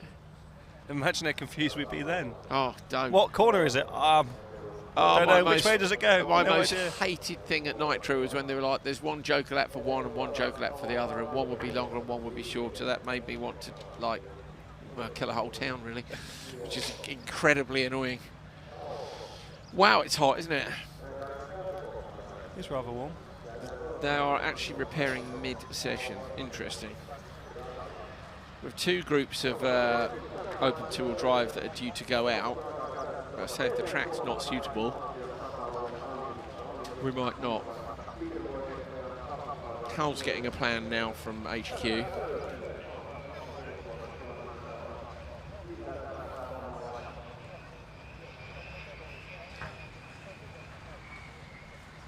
Andreas is, I reckon Eric Foran's dad might be out there again. Ronnie, in one of these machines. Well, I'm going to have a sip of my tea. Go on, Hal, what's going on? No, just lots of chat with producers back in Stockholm. Kalle finding out the intel from those on track. Andreas is probably on about 3 different phones talking to different people, making instructions and informing those as well that need to be. I can hear a rotary engine being fired up in the background, so that's got me interested. Ready for open two-wheel drive. Watering the final sector as well. Adam Anderson messages and says 2 screens solves the Rallyx Le Mans issue this weekend. What's the second screen for? I love Le Mans actually, and I will be watching Le Mans I've in the middle never of tonight. been. It's No, I've never been. It always clashes with Rallycross. Yeah, I know. That's and hence again this weekend. But I will definitely be watching in the night. I would have been a bit scared of going and commentating it, having never been, but I probably would have said yes. Imagine how grumpy you'd be doing a 24-hour race. Oh, well, you'd have to do it all, do you? And you have 3 people in the box. No, but tired Andrew is not something. There is that. I love the idea of people in the middle of the night going, wow, who's this guy who doesn't know anything about Le Mans and is clearly very grumpy. I'd have been up for it. I would have been up for it. Sometimes you just got to knuckle down, do your homework, get stuck in. I think that would have been fun. Peter, why don't we switch the lights on, get some merch in the. Oh, he's got a plan. Oh, hang on, I've got the wave there, which is I'm doing something. I wasn't impressed. Should we try and get Linda Chris to come and see us and pick up his medal? What should we do? Oh, the lights are a manual process. Wow, we may need to get a switch for that, might we? Let's see. This could be long. Well, I hope you're all enjoying JCB show at the minute. Ah, here we go. Right. Come to the. How many of these are there? Enough. I thought there was limited. It's limited. Enough for a limited run.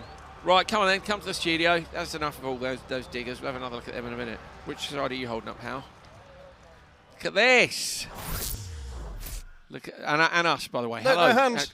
Look at that. So this is first out, flat out. The reason it says first out is it's a limited edition.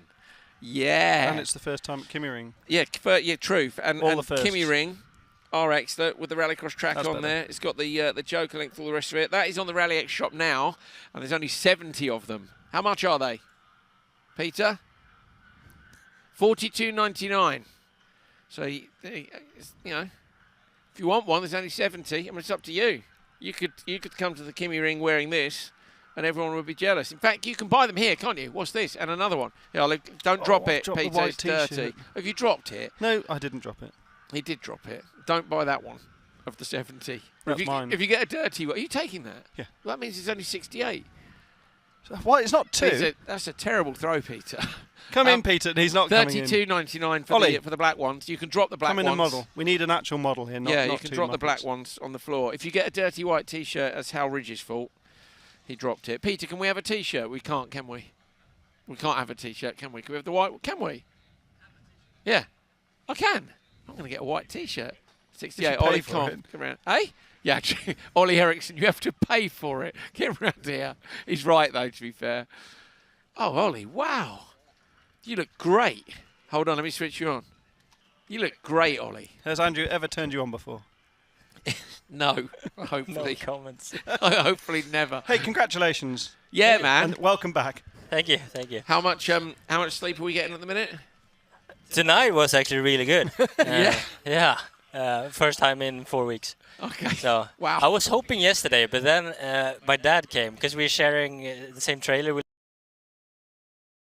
bed next to me, and he snores like you wouldn't believe it. Always. Yeah. Always. Anti-lag So, on even when he's snoring. Yeah. So 2 o'clock I had to go find another bed. Did you really? Yeah. No way. Terrible. So your dad is worse than a baby? Yeah. No way. That's brilliant. How was it watching Riga from home without a baby? Horrible. Was it weird, really? Yeah. Yeah. My wife would probably see this, and she was angry at me because she saw that I really didn't want to be home. so even though I stayed home, she's still angry at me. For the birth of your child, you're like, but and the child was it born Riga weekend? No, just after. Yeah. So you could have gone. Yeah, that's what I told her as well. Have you had an argument? Yeah. Have you? Yeah. But she understands. She's a rallycross person as well, so she gets it. Yeah. I don't think she does. Her dad understands it. Yeah. I think Ollie might be in trouble. The funniest thing was there was a lot of pressure from here for you to come for the second day, wasn't there? And I was messaging Ollie saying, no, really important, you stay home, and the rest of his family over there were like, no, he needs to come here now. Get here, yeah. Yeah, congrats, mate. Thank you. Nice one. How's it being back? How's driving an FC2 again? The updated FC2, actually. Oh, it's great. I mean, all the updates they did, it really works, so they do a good job there. The gear shift sounds faster on the straight. I was watching from the start, finish straight off the line. It's completely different. Really quick. Way better. And then we had, during that time, also in between races now, we had some discussions, and we found some more improvement in the rear suspension that we came with updates now for everyone to try. So some tries it, some wants to stay on the old spec. Me and Fras have the new one, and it really works for what we're trying to achieve, but not the ideal track to test it, because we're trying to find stability in the rear in long asphalt corners. Side so, bite or?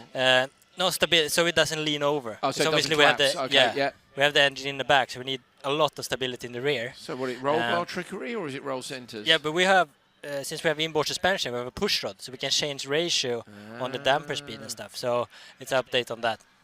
See? That came. So it works really well. We have turn 1 and one more asphalt corner to like somehow get a grip of it. Turn 1's long too, and it tightens, so and it's slightly downhill, so I guess it's good. Exactly. So it works great there. So it's a step forward as well. So even though there's a lot of people, you know, racing, and we're still developing the FC2 all the time, as you saw in Riga. But now we do it. We always do on races as well.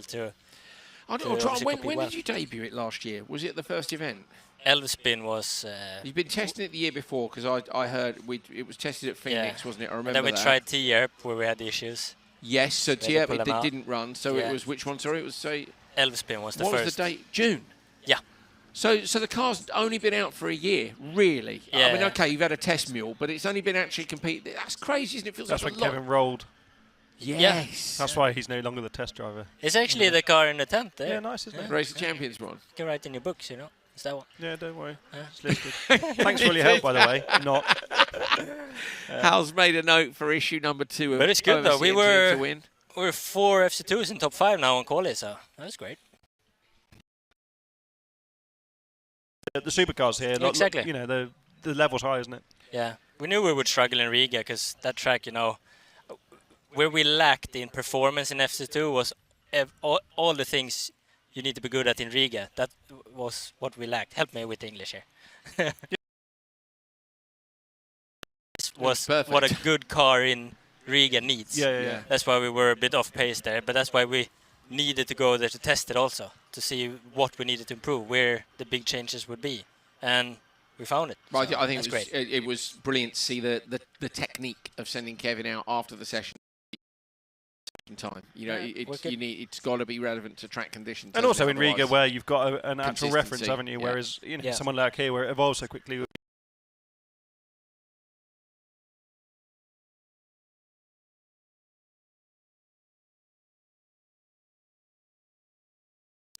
It's top level stuff, and the car is there to compete on a big level, so that's good. All right, sweet. Are you standing here so you don't have to go and drive a big yellow machine?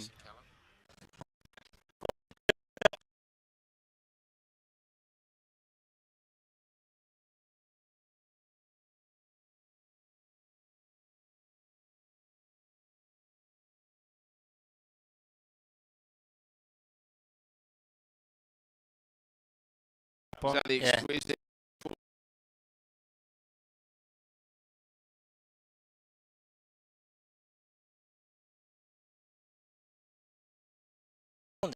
Yeah, I thought it was awesome. I like it. That's from what 2015. I love. I've got hats. It makes my wife livid because I've never had hats. So I've got 20 odd hats. Timothy's yarn of like I've got one of the Latvian dumpster truck ones with it in bright orange. Like loads of random stuff basically, and they're all in. She's like, why do you get all these hats? You don't ever wear a hat. I'm like, yeah, but like hats are awesome. Hats and sneakers. There you go. Yeah. There you go. That's why I got hats. Hats and sneakers. Yeah. So I got loads. Where's the Jordans? Well, I don't really care. Well, I bought these because I can go.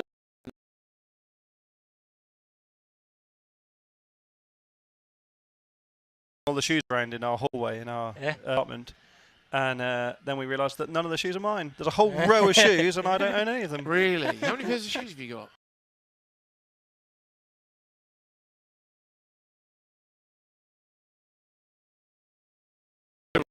Yeah. This is the thing, isn't it? So I've got loads of shoes that are workshop shoes. In case you're wondering, we are going to go racing in literally. I've been told 3 minutes, I think. Much to the hilarity of my mates, these are my TV shoes because I think at some point in the work.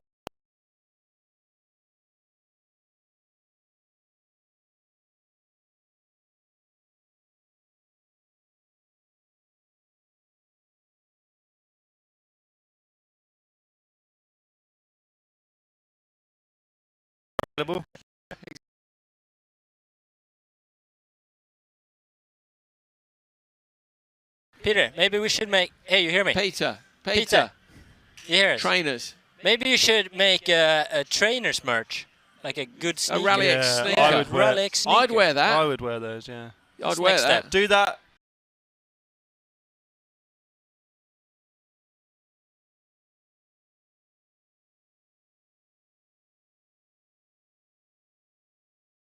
Yeah. Calipers And Jordan.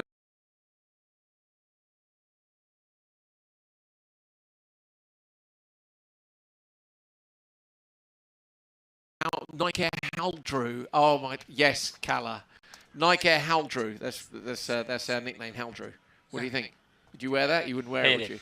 You hate it. Get out. Get out of our Cornish box. We are going racing, I promise, in a minute. This week, look, just warning you, this weekend could be a little bit like this. It could be a bit of a moving feast. So what are the comments saying? Shut the hell up and go racing? Someone says missing critical information. How many shoes does how has we've revealed that? Yeah, 4 pairs. That's pretty bonkers. I've got about 6 pairs of flip-flops. What do you guys call them? Thongs? I'm sure the guys are on that. Not a thong like a pants. Because the Australians. Why do you wear those? Right, so Australians call flip-flops thongs. So they're like, why are you wearing your thongs? I'm like, what you are live on in about? the UK? Oh, flip-flops? Yeah, man. I live It's raining all the time. No.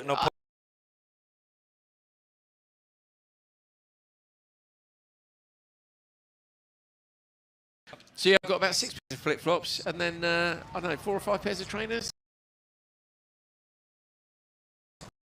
You get cowboy boots? No, have you got some? Yeah. What's it called? The street there. Oh, I don't know. That's sick.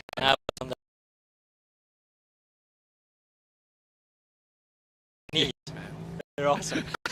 And I threw one cowboy party or country party. What, made everybody wear? And I wore them once, and now they're just standing. They're just. That's cool. You own them. They're there forever. Yeah. They're there forever. Did you go to that mad shop in Austin ever? Did you come to Austin with either World Rallyx or where they did the ARX? hats and stuff? Yeah. As well. He was about 15 then, mate. No, he must have been there. Surely, did you not come with either ARX? Weren't you or still in World Rallyx? nappies when we went to Austin with World Rallyx? I never drove. I was working there. Well, it doesn't mean you went in nappies. Oh, but you did work there, but you didn't go to the shop. No. Oh, mate. I was working. Well, yeah, there is that. I was actually wondering when Elliot's going to be working in the workshop because he was like looking at a wheel on a quad bike yesterday. So maybe. Who? Kevin's boy. Oh. Who? Elliot. Your nephew. Yeah. I didn't hear the name. Sorry. Don't worry, mate. I say that about plenty of members of my family. Who's this? I'm trying to get my boy into golf, you know. Oh, yeah. Isn't that better? Yeah, Yes. definitely. But golf clubs are expensive. Yeah. But you do meet. Race cars are freaking expensive. I have a lawn at home you can stand and practice on, and I just get money instead of waste money. Great idea.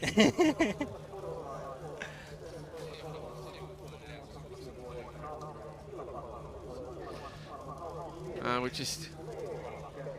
Andreas is leaving the track apparently, and then we can go racing with open two-wheel drive. Oh well.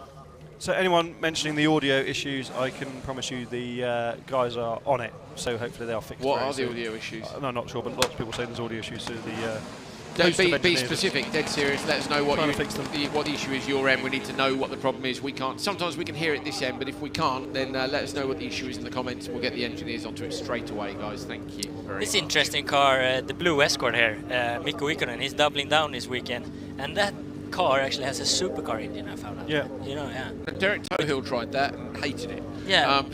But I think on the practice seemed to work quite well for him. So interesting now in the start to see how good it runs. Isn't it's Baccarat running a turbo engine?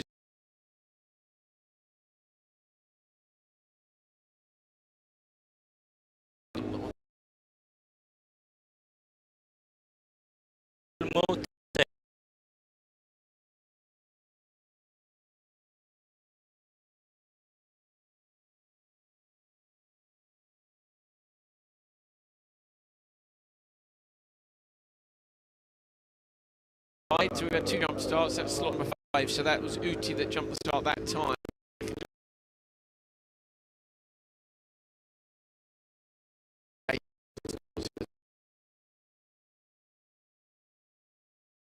So it's actually Rackalainen's Escort, Ikonen's car. Is it?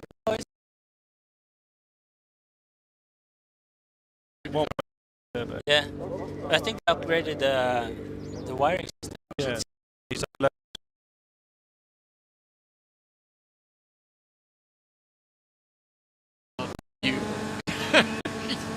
Let's see then. Is I think that is a resounding yes. Drives away nicely.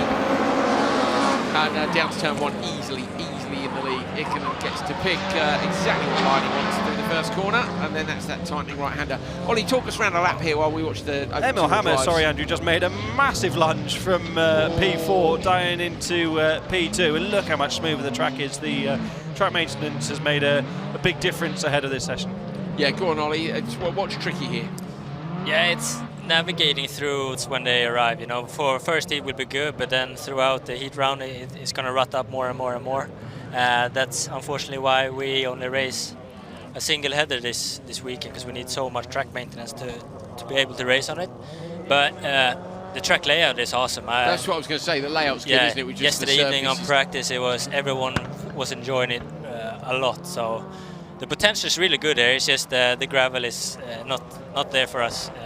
Because, you know, Rallyx, we bring so much cars to a race weekend as well. And it demands a lot from the track. Yeah, when it does.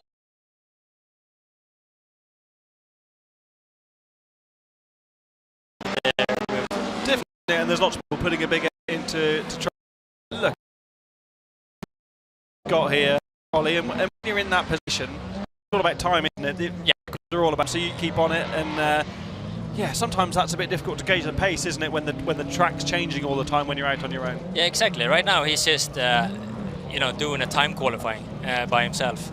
You know, he has nothing from behind challenging him, so he just needs to race himself. You know, navigate through, not get punctures, be calm, nice. You know, and yeah, it's a big opportunity.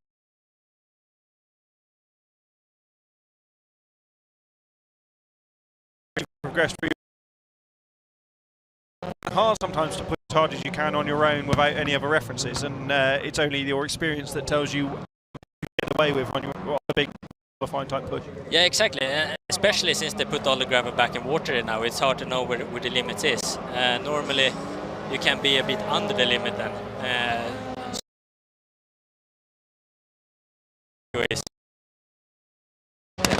Yes, no problem with it. From my own experience, and I'm not claiming to be any good, but I've done quite a lot of laps now, it's really hard, isn't it, when the track's changing all the time, because you don't know what the guys behind have done to the surface, as Mikko's going to catch Sari here and lose a little bit of time, but not too much really. Sari's now, because you're a DNF anyway after your lap in Rallycross. Yeah, when the track evolves, it's hard to know exactly where the ruts are going to be, where the stones are going to be next time around. Yeah, so it's kind of a guessing game, to be honest. You know, as drivers, we don't know what to expect when the conditions are like this. So it's just, we talk about experience here and there. Yeah, we can know what to do, but in the end, it's just a guessing game and hope you just bounce right. You know. Yeah, yeah. It comes down to that, and I think many people at home thinks everything. You know, it's not. Yeah, usually it's not. You're We're just hanging on. Yeah, hanging on. So Mrs. Ikonen did indeed jump start and has a 2 joker indicator next to her name, but Mr. Ikonen is about to cross the line. Mikko with what looked like a very clean run. That was a good run. That'll take him far, I think. What a stop the clocks at what? 33, 2. Yeah. And there it is on the screen, Enter, instead of looking at the I was looking at the timing screen, not the big screen. Silly me. Yeah, I look at the timing screen as well. Yeah, that's where your eyes are 20 years younger than mine, I think. Yeah, I like turn 1. I really do like turn 1. Hal, you're right. It was a great move from a long way back. And especially since the long straight, you know, it's almost not ideal to be on pole, because then also you get the gravel from the exit of the normal line, and it's all just a drag race down to turn 1. 5th, the one who makes the best start will have the start. You know, other tracks like Riga, when it's short to turn 1, you always have the disadvantage being outside, but here that disadvantage is really not. So it's reaction time when you choose to shift gears, traction particularly across the gravel, and then what you do in turn 1. So you can easily win a start from P5 here, as you probably will see. I think that's great. Yeah, I do think that's great. We've seen Victor Johansson, you know, throughout the races they've been. Has been brilliant starts, and he's starting P5 now, so I would have my eyes on him. Top tip this time. He was bang on last time. Ollie Eriksson, tipster extraordinaire. If you want to put a 5 got to be good at something, haven't you? Thanks. Oh, savage. Savage. When are you coming with your car? Now you actually have a car. You can I'm a race. bit busy this weekend, mate. Yeah. Would you enter it in open four-wheel drive, Hal? Absolutely You not. could no. double up. Well, yeah, If we have the car next to you in the studio here, yeah. and you just get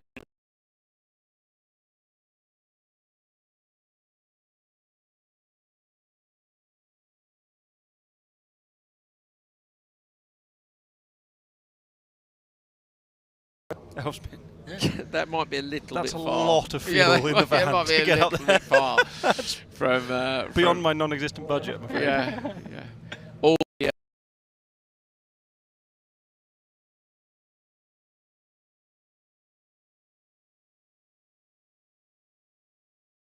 wear and not worth You anything. can only wear one pair at a time Yeah. after all. sell those. Or maybe Peter. steal a bag of merch and sell on the side. Peter's formulating a plan. Peter, WhatsApp us the plan, so we know what's happening at the end of this race. Peter's not Because present, is he? in 4 minutes, we have a plan. Okay, that's it. Good. I'm just checking to see if there's a plan here. Let's see now. I think Tiger will be on this one. You know, he really wants this. But Oh, Victor,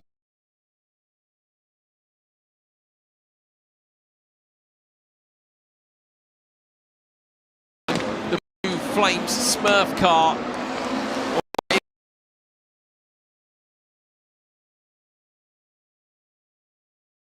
Brakes to the apex. Oh, up the inside now. Tiger as well is going to get P2 Van der Laan and goes for a deep long run around the outside, but can't quite get it turned in enough. He might get one place on the exit. He does, but it is our two previous champions who lead. Johansson with Simon Tiger tucked up in behind. Jensen into the rear, Gabrielsen into turn 2. Jensen gets all sideways over the jump. What a brilliant start that was from Johansson, who used all of the potential of that hybrids in the electric motor, just helping him get off the line.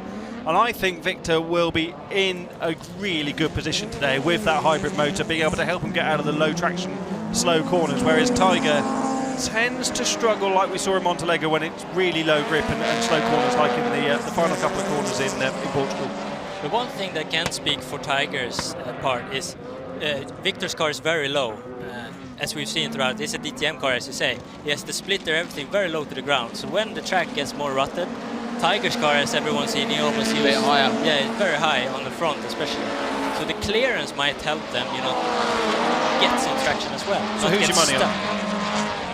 Well, we say in Rallycross, oh, now it's... Oh, Johansson runs not too wide, but he's there, isn't he? Yeah, come on, what are you saying? But we see here, starts will be really important. Who's your money on, Oliver? Say a 60-40 to Victor. There we Victor go. Johansson then. I don't care about the stats. Not only is he giving you the tips, but he's also giving you the odds now as well. But you see, you know, it's 80% start in Rallycross, you know, and Victor has that dialed in, you know. So 80% less the 20% that he'll lose over the lap. It's 80-20 on the start, 60-40 on the overall performance. Right. So what's the, Although the ride height, net percent gain? Well, the ride 70, height of Tiger, 70, Tiger 30. goes Joker, right. Let's see if Ollie's wrong or right. He's not. I don't know, you lost me now. I don't know what to talk about. Yeah, we're just making stuff up, mate. Don't worry. This is what we do when it's going to be a really long day. You know, we just have a good chat.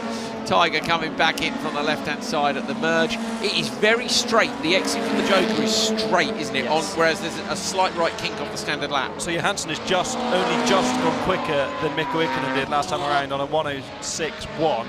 Ikonen did a 106.9, so that's substantially quicker by 8 tenths, but no one else really troubling that. So Mikko Ikonen's time in the previous run was really good indeed, and I'm delighted for Mikko, who's brave enough to double drive this weekend. It's not easy to get out of one drivetrain and get into another one when you're increased in age. A young kid can do it, but when Ikonen's not the youngest driver in the paddock, jumping from two cars is a challenge, isn't it? And he's doing a good job. You see that the movement of Tiger's car is way more than Victor's car. So Victor has the big advantage in the asphalt corner, but I think Tiger's car, the movement makes it easier for him to handle the ruts in the gravel sections. But he is obsessed with having 28 million horsepower, and that probably is a little bit more difficult. Yeah, and it's to freaking manage. awesome. As we run to the line, there's Johansson through the Joker section, coming to the finish line. What is the time going to be as Tiger runs right to the first corner? Johansson takes it 3:30.3. We don't have Ikkonen's time on the screen, but Yeah, I 3:33. Thank you, Ollie. There we go. You can come more often. So yeah, brilliant time from Victor. Simon also beats that. It was a 3:33 what for Ikkonen? Ollie Eriksson? I think it's 2.6 something. Yeah, So so it's it's not very so tight with Gabrielson. Gabrielson did a 2:51, so looks like it's going to be tight between the two Finns for third in the session, but ultimately that won't really matter because third or fourth on the grid in the next one is probably 6 of one, half dozen of the other, as we would say. There is a lot of work going on in the studio to change things up at the moment, ready for a little sofa visit. Lost a fender there. The shed panels for fun, that car. Yeah. Disposable. Think of the weight. They're like he has a box of fluids and consumables and a box of panels that are also consumable. Victor Hansen. 3:30.399 is the time for Hansen. We think that's enough to give him the session, and don't forget we're going to go and jump on the sofas now. We've got guests coming. Yes, we have. Ulrich Lindemann already. Are you off, Ollie? Yeah. Or are you one of our guests, or is your stint done now? I think you're done, aren't you? Yeah, I'm go coming on. back. Off your pop. I'm around. Off your pop. So Ollie's off. See you later. Thank you, mate. See you, Ollie. Always fun to have Ollie Eriksson with us in the commentary box. And Hal, I think we're going to move across over there, are we? I don't know. I'm just going to stand here and do what I'm told. Stay with us. We'll be about 30 seconds, hopefully. If we don't come back on air, you know we've unplugged something. Stay with us.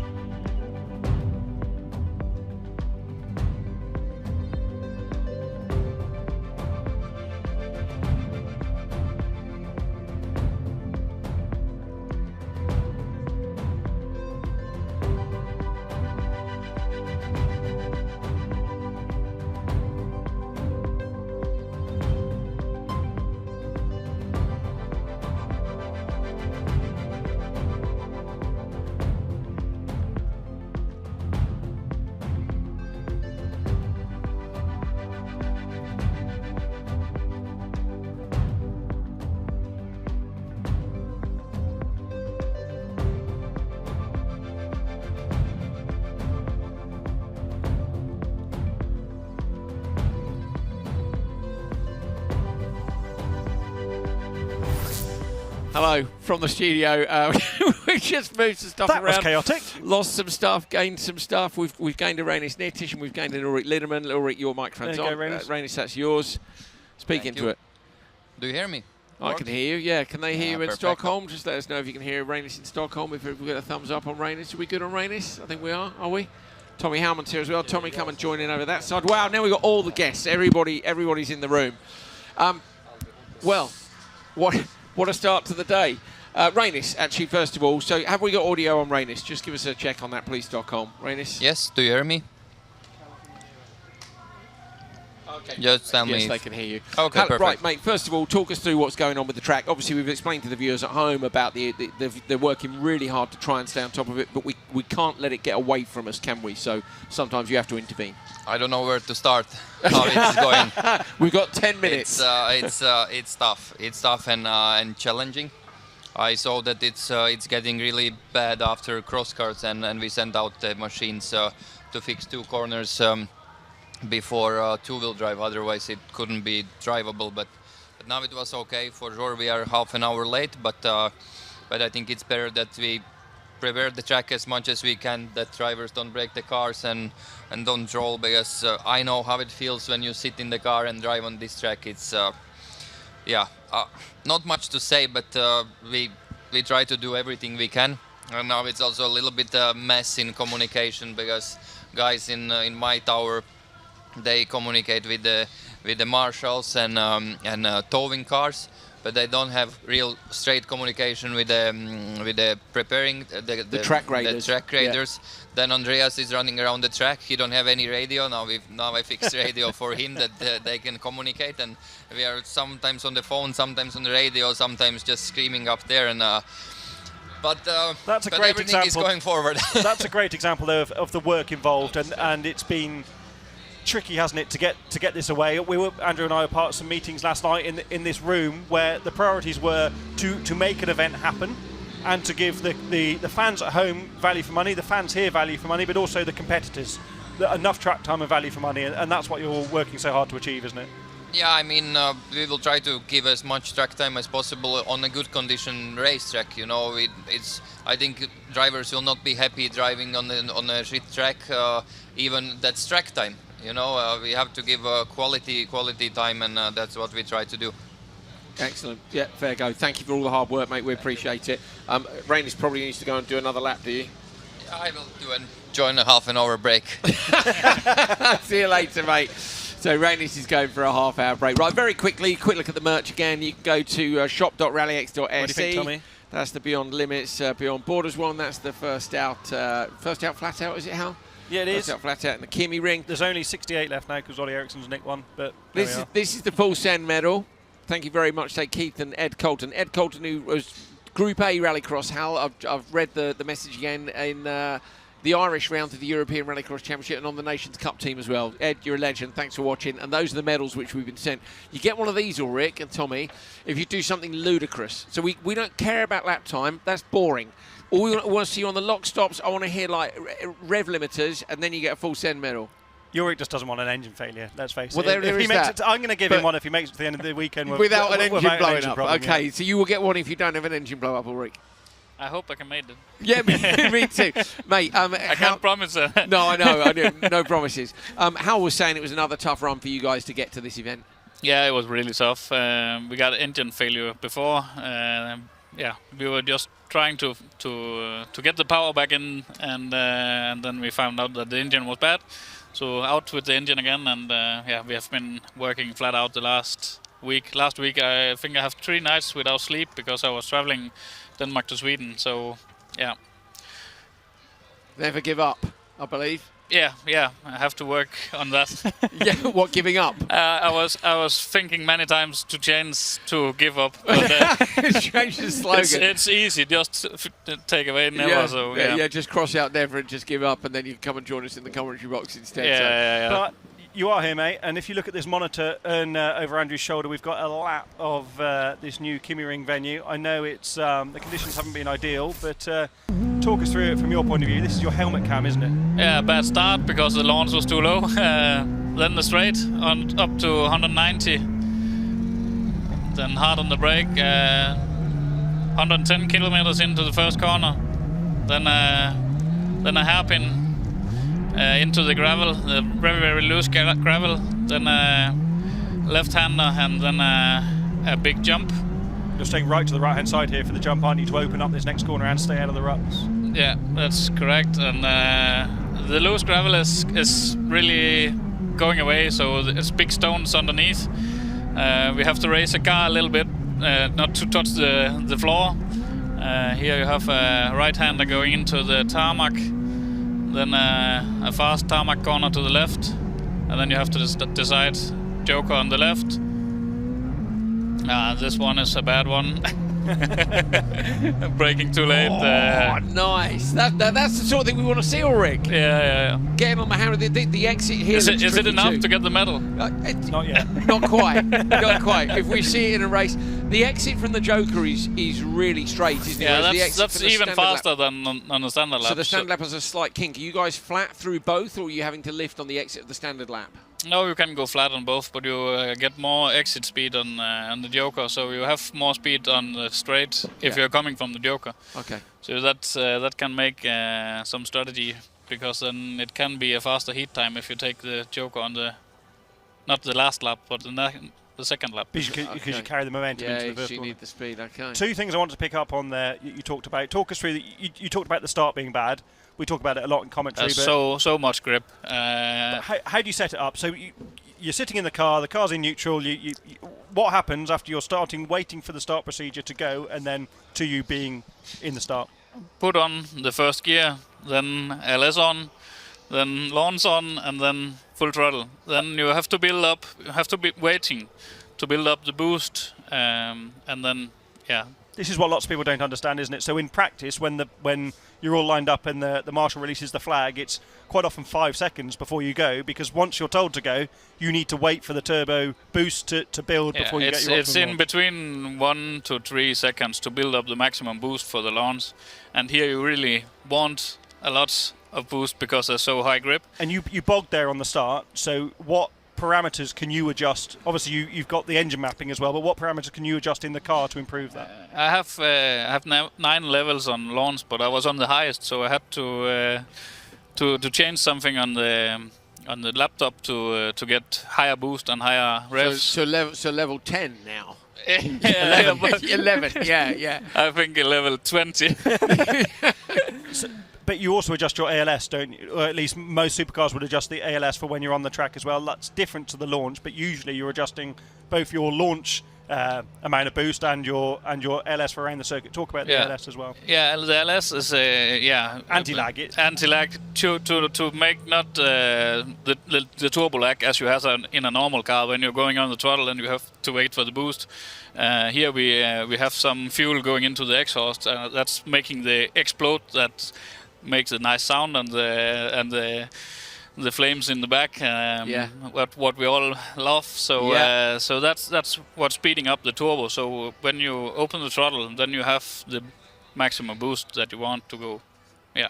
Mega. And the aggressiveness changes, doesn't it? So for example, if you had 6 options or 9 or whatever the dial has, a 1 might be very gentle, so it's not wet, harsh, which you might use in wet conditions or slippery conditions. But when people talk about the ALS being very... Sorry, Tommy, I've got my back to you. But when people talk about the ALS being very aggressive, it feels like you're being dragged into the corner, doesn't it? Because you come off the throttle, but the car is still pulling itself forward. Pushing, And you have to be quite experienced to drive with aggressive ALS because it's... But it's really hard to set up what you really want on this track, because I think 350 horsepower should be more than enough on the gravel because it's so loose.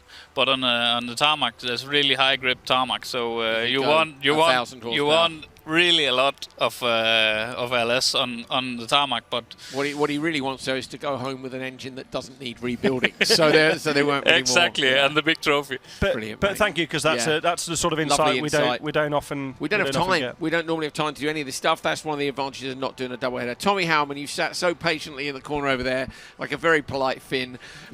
This is which you are. This is your home race, mate. Welcome to Finland and racing in front of your fans, your crowd. How's it feel to be back at home? Thank you. It's been quite tricky so far. Haven't really found the pace yet, and it's also mentally a bit strange because this is kind of a one-off for me, as I'm not doing the other North League rounds. So there's not as much for stake as usually. So now, as the condition on the gravel is really rough, I feel that you have to take a lot of risk on the ruts if you want to be fast. So as there is not as much at stake, so hard to find the level how much risk I want to take to break the car or have some mistake on those parts. So it's been tricky. That does sound to me like a driver who is yet to take part in Q1 though, and by the time you get your helmet on and you get the sort of pre-taste of champagne and doing well at your home round, I guess you're going to push harder as the event goes on. Yeah, obviously, and I'm trying to play with the setups also. We got some updates before this round for the engine and suspension, so I've been playing with those. I have tried different ALS mappings because that also got quite a big change since previously. So it's been trying to find the right level, what to use, what to not use, and hopefully it starts to get a bit better now. When we come back from our little short break, which we're going on shortly, shortly, you guys will be racing. Obviously, the track conditions will be better than they were for you in free practice. I know you felt you'd lost a bit of time in free practice or timed practice due to the track conditions, so you're now starting on the outside of the grid. Yeah, exactly. I think some drivers, I think it was Oliver who was in the same group. He was still really fast, but I was actually in the sectors. I'm not that much behind, but then on the last lap, I did a big mistake, almost like, I think it was 1 second mistake on the last corner. I went a bit wide and there was all this loose on the outside. So not so bad. So some of the time lost now, you think, having looked at the onboards is... Yeah, I think from the V-box it's around 1 second mistake there, because then you have the build up to the long straight from there, and I was on the loose all the time, so I lost massively on that exit. So Ollie Eriksson, interestingly, Hal, he was saying, wasn't he, earlier on, with Victor Johansson starting from the not favoured grid position. The start straight here is so long that if you get the start right, you can win it from the outside. Yeah, basically. But it's always much more difficult. You have to kind of see what the others are doing when you are on the outside. On the inside, you can play a bit yourself. If someone is outside, you can maybe a bit lean on him or something like that. But on the outside, you have to be watching a bit and then do the fast reactions. What will be the best place to go? The spotter comes into it then as well, telling you where you are, if you're clear or not, whether you can come inside or what. Yeah. If you are in front that you cannot see the cars next to you, then the spotter will be important. But also at the same time, you have to make such quick decisions that I don't think the spotters can really help on the when you are really close to turn one. I think we'll see a lot of good starts from the outside, because on the inside there's coming gravel loose out to the tarmac, so we will get wheel spin when you crosses the gravel. So I think. And as you have a lights car in your team, maybe you can ask him to send it sideways and put more gravel on the inside if you're on P5. I will do, because I'm on P3, so I need the P1 and P2 to be slow. So okay, perfect. So both you guys need more gravel on the inside line. Fingers crossed for you. Tommy, Ulrich, thanks so much for joining us. We are going to be back in around 20 to 25 minutes time with the remainder of Q1. So this is a little break to reprep on this the track. Stream. Yeah, on this stream before the four-wheel drives head out. So you've seen all the two-wheel drives, then you're going to see the four-wheel drives. Then we'll take a big break again, get everything re-prepped for Q2. And again, that will be in 2 parts, but in a separate stream to this. So leave this on, go make a cup of tea or something. When you hear me and Muggins over here chirping up again in about 20 minutes time-ish, we'll be going racing. But bear with us. They're doing their absolute best to make sure that we get a good race meeting underway. Thanks for being with us. We'll be back soon.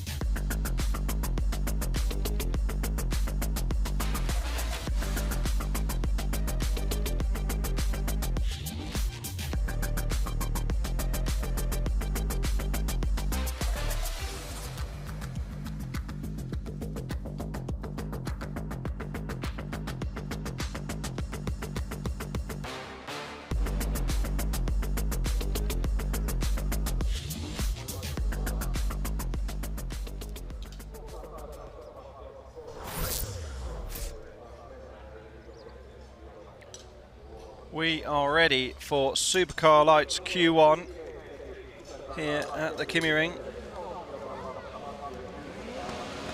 And it's race 1 of Supercar Lights. Darback, Norlander, Oskarsson, Larsen and Cake is the starting order. Not a great start for Darback. Tobias on the inside. Norlander gets the best of the jumps, but Larsen again from P4 on the grid has got a great run into the first corner. It's going to shut the door on Oskarsson. Norlander moves across on Darback. That's a great move from the Swede, but runs wide in turn 2, gets back to the apex on the nicely regraded circuit. Darback got no response. I'm surprised by that, Andrew, because Darback is arguably the class of this field here in the first race, as Larsen runs wide and didn't really have an answer for Norlander there. I think it's interesting, isn't it? Certainly when you see the 4 cars, everybody got an equal start. Phoebe, you know, yes, she's still learning the car. We know she's still trying to rev those gears out to the max, but they were absolutely in a line at the end of the straight. You know, they're not geared differently. Obviously, it's not like Crosscar where people are running different sprockets and different setups and so on. And the launches really, they just don't vary that much. You either get away or you don't in a lights car. Oh, last minute decision. Here. Sorry, Andrew. No, the grip's so high, isn't it? Yeah, so they'll all be on the limiter and dumping the clutch and using all of the grip available. Actually, you'll get a better start in some ways on more worn tyres. If you've got brand new Novas on, they're going to grip up a lot more. So really, revs are going to drop. You don't necessarily want a brand new tyre for the start. See, it's a little dusty out there as they come through turn 1. You can actually hear the Novas for once. And dropped it down in turn 1. Norlander dropped it on the brakes. Darback alongside, trying to get around the outside line. Will make the cut back here. Darback trying to find traction. Does get alongside Norlander. That is a brilliant pass by Tobias Darback to go into the lead after a mistake from Robin Norlander up in turn 1. Just ran a little bit deep. What a shame. And that's the experience of Darback there, who manages to get over and under, and Norlander, only his second weekend with the Supercar Lights, just not quite there in the same window of knowing what the car's going to do in every scenario. Livery of the field. I saw it this morning in practice. That car looks absolutely mint. Norlander's, yeah, great livery. Brilliant. It looks proper. Doesn't look thrown together. That is a really lovely, nicely judged Simple livery. as well, Yeah. not overly messy. I do like the Darback's livery. I don't like the fact that they're basically the same, because it's way too confusing for simpletons. Whoa, that's close to that time at the end of that barrier. The tyre stack comes up quick, and I think the one on the right-hand side on the exit of the standard lap is similarly daunting. When you're a little bit sideways out of that standard lap on the inside line, you can see how nicely this track drives and how well it races when it's smooth. And I've just been up to the organiser's office and they just said we're working so hard and we are trying to get that across to you guys. You know, it's a new track. There are always issues at a new track. We're not trying to hide them. They've got some grading stuff. They're going to have to do some work to the surface to make it last for future events. They know that. But they literally broke ground on this as Oskarsson runs the rear left down the barrier. Along the Armco where we saw, I think it was Jensen go in earlier in the Crosscar, ran it along, and both sides of that rear bumper are hanging off now. So Tobias Darback having jokered, ended up in behind Oskarsson. Up top though you can see Norlander's gone joker and he's going to come out clearly in front. So Darback drops down on the standard lap, and even with a tiny hold up on that one, there's the checker flag. That is where the timing line is under the track. He stops the clocks and it is a 3:17.581. Right, enjoy the replays, back in 30.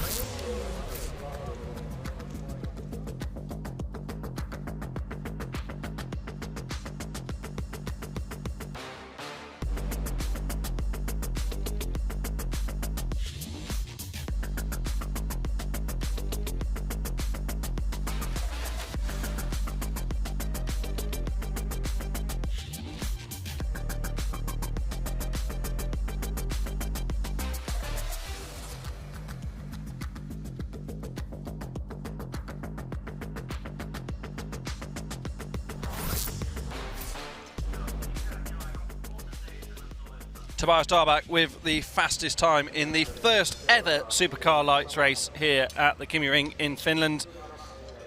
Mads Larsen, Robin Norlander, Pontus Oskarsson and Phoebe Cake are your 5 finishers as we move on to race 2. They are coming thick and fast, the heat races here at this venue.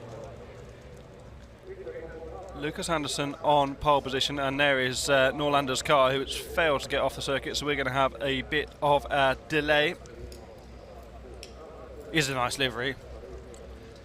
They've also done very well there to get the white branding against the white background with the BR Omen AB on the side, because quite often that doesn't work quite so well. Where is that? That's coming off the circuit at the end of the straight. There's the recovery vehicle ready to tow it off. So the grid for the next one: Lucas Anderson on pole, Robert Wittels, Julian Meunier, Hampus Hagström, Kevin Darback. That could be a final of any Supercar Lights race with the quality in the field. Hagström was a star in Riga on his debut weekend, the reigning junior cross-car champion. Kevin Darback has arguably superseded his brother in the Darback team of late as being the quicker of the two, despite his much less experience in four-wheel drive cars. And Lucas Anderson, who has not had an amazing consistency of late, but is still one of the fastest drivers in the entire paddock. Back where he will no doubt feel he belongs, at the top of the order in time practice, starting on pole position. I'd like to see that return to form from him. I mean, you know, it's not been terrible, has it? He had a TQ and a win in Holland and 2 P2s, but it's just been interspersed with unusually slightly further down the order positions. Let's see. Right, Norlander's car is clear of the grid, so we should be good to go. You saw how close it was on the run to the first corner last time with the lights cars. It's going to be all about what happens as it tightens up in the run to the first corner. Anderson, Wittels, Meunier, Hagström, Darback. Super even start again on the inside line. Anderson and Wittels are absolutely side by side. People starting to duck in behind them now as they place their bets on what's going to happen in turn one. Anderson gets in tight. Wittels comes in hot around the outside line. Trying to go in between them is Hampus Hagström. Hagström makes the cut back to the inside line, but there isn't a way through. Brilliant stuff. So Anderson leads from Wittels on Hampus Hagström. Hampus Hagström there nearly really made hay while the two in front got stuck into each other. Fantastic driving for the youngster. And that was a wild old ride for Robert Wittels, wasn't it? Broadside through turn two, trying to get that outside move done. Couldn't just quite pull it off, and like you say, nearly lost the position as well to Hagström behind. Running was one of the 3 cars in the Hagström squad this weekend, alongside Turenne and Ranks, who will see an open four-wheel drive in just a few moments' time. It is indeed Hagström who jokers at this opening opportunity. Only 3 laps, remember, in a Rallyx heat race, although the laps are very long here. That still does make it a challenge on the old joker strategy, because you've got to go at the same time as other people, with there being 5 cars in each race. Wittels is coming back here at Anderson a little bit in the final sector, but Anderson does the fastest lap of the race so far on lap 1 by virtue of being the leader. Yeah, when you're out front, you get to pick what you're doing, don't you? Particularly when the hole's on in the track as well. Although, as Hal was saying earlier on, the four-wheel drives with their rotation both on and off, the power on the brakes and on the power on the exit. Look at that mid-corner, you can see all 4 wheels desperately trying to find a bit of traction, and what that does is digs the track up pretty quick. So here's the right-hander where the ruts were pretty bad over the crest. The track crew have done a great job in getting that fixed up and ready to go. Now the long left, so Anderson is starting to creep away. This is the Anderson of, you know, the form we would expect, Hal. Yeah, but the lap times are not that not the fastest of the session so far. 101.625 was Norlander's best in the previous run, and Anderson has done a 101.103 now, so he's just gone a few attempts quicker than that on his second lap. Still needs to take the joker, so he won't go quicker, but the pace is definitely there, as you say, Andrew. Wittels also dropping under that pace, and Meunier in the back, and Hagström now. So the only driver in this session that hasn't done a lap faster than the best lap in the previous one was Kevin Darback, and that also shows the track isn't degrading as it has been at different points, because the lap time's still there. Yeah, only 2 runs on it, of course, after a break. There will definitely be a peak performance moment for this track, I think, over the course of this weekend. Keen to see where Hagström comes out. Hagström is the quickest of the drivers who've jokered. He's 6 seconds off the lead. I don't think he'll be there. He'll be 4.9 off Wittels. He should, in theory, get Meunier, based on, we had a little guess at about 4.2 earlier on. Meunier yeah, okay, it's going to be close. Through the long right-hander, looking up now for the merge. So over the line comes Anderson. Where's Hagstrom? Hagstrom gets P3. He does come in P3. So it is looking a bit like 4-ish for the Delta. Joker lap, of course, is the one part of the track, Hal, that isn't going to cut up like the rest of it because of the lack of traffic over it. So in theory, you know, the Delta could change compared to the standard lap. Yes, I agree. Is that what you were looking for? Yes, a conversation. It's going to be a long weekend. I was writing lap times down. Oh, good. How very Andrew Jordan of you. He loved the lap time. Good old dear, mate. Just writing down some lap times. Yes, yeah, that is very Andrew Jordan. God, don't show him that. I'd love to see AJ come and do a bit of rallycross again. I really would. He very nearly did, not very long ago. Yeah, I know, he had a car, didn't he? Rebuilt it and sold it. Come on, AJ. Stop messing about with all those old cars. Well, I do understand that, you know, financially lucrative as a business, but we don't care about that. Okay. So this is our first eyes on Jake Walker in the black, yellow and white on the outside. He's a GT driver making his first start here in Rallycross. Maiko Tam with a much better start than Martinovs, and Turenne not here. And actually Jake's gone late on the brakes trying to go around the outside of Martinovs. This is the part of the track which he'll be most comfortable with, of course, being as an American, he would say pavement. And then the loose surface stuff is something he's got to learn. And how we heard this morning how excited he was to have done this bit of the track for the first time. Yeah, imagine doing your first jump, that'd be cool, wouldn't it? It was quite alarming when I did my first jump, and he started that out nicely, a bit of lock in the air, landed nice and straight, kept his foot in, lovely jubbly. Good lad. Good lad. Yeah, a whip is what you call it if you get it sideways over the jump, isn't it? I don't think it's a full-on whip just yet, but... Do you have dual nationality yet? Huh? In America. What's this? Have you got American nationality yet? No, I haven't. Citizenship? I haven't. No, right now I wouldn't take it either.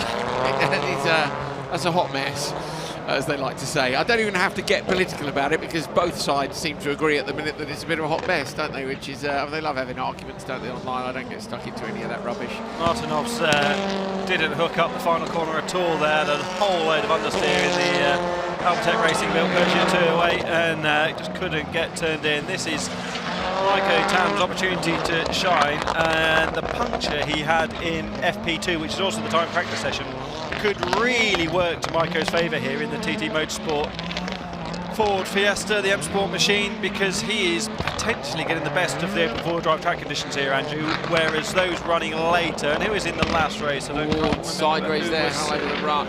For grids. Yeah, so your usual front runners into Pine and McConnell, Ericsson, etc. in the last race. In the last race, but the conditions won't be so nice. Is that a front left puncture? I was going to say, mate, he's moving around a lot as it was in. So he came off. I think he got his puncture last time coming off the top of the standard lap. So he came off here. I was stood down on pit straight, and as he came down, I see what you mean about the front left. Is it off the rim? Hard to tell. Vigo's trying hard to show us there, isn't he? Vigo, the drone pilot, running to the left of the car. Vigo, you're a legend. So let's see at the end of the straight will be the telltale whether or not he's lost the front left or not, and I would suggest maybe... I still can't tell. Well, Martinovs has closed him down massively, Hal. The monitors in here are so contrasty, it's really hard to see, and people at home will see better than we can. No, the front left's still on according to our big screen. It looks like it's still on, but he's definitely struggling somewhere. Exits the right-hander now into the left. The way the car's moving around, I think there's something wrong in the rear. Yes. That I can't see. Well, that's what it was doing in his free practice session, when I couldn't tell who had punctures or not standing on the pits. So Martinovs really ought to have jokered last time around. I'd say that's a faux pas from his spotter, because the spotter ought to have seen that Tam's going slowly, and really you want to try and not catch up and lose that time for your overall race time. Now they're on the last lap, he's got no choice, Martinovs, but to follow. See Tam struggling with the car at the apex of the penultimate corner. Martinovs isn't actually losing that much because Tam's doing a great job. He wasn't as far back as we thought, just gained on him in this section. Walker though, so Walker's on the inside line and has beaten them both. So there is 100% a problem. We haven't seen anything of Walker. Jake Walker wins his first ever heat race here at Rallyx. Nice one, fair go. So we knew, I'd say there was. We thought Tam was on a bit of a ghost though, but maybe Martinovs was as well. But Jake Walker's just beaten them both. What a brilliant job from the debutant here, and it's not often you get a brand new driver to Rallycross in the highest category, and yeah, brilliant job. Let's see if we can see. We'll get him in at some point over the weekend. We'll get him in for a chat because it'll be fascinating to hear firsthand about his experience of moving from GT3 to this. I mean, you couldn't really swap categories that were further apart, could you, other than single-seaters? Yeah, so I was thinking single-seaters. Long format GT racing through to short format door-to-door racing on the loose. It's polar opposites. Jake Walker wins his first race in Rallycross ever, not just Rallyx, his first ever Rallycross race. Jake Walker wins it. Well done, mate. Mikko Ikonen. Did you hear that? Pasi Penttinen. I did hear that, I think, Cal. That was my lunch. I'm sorry about that.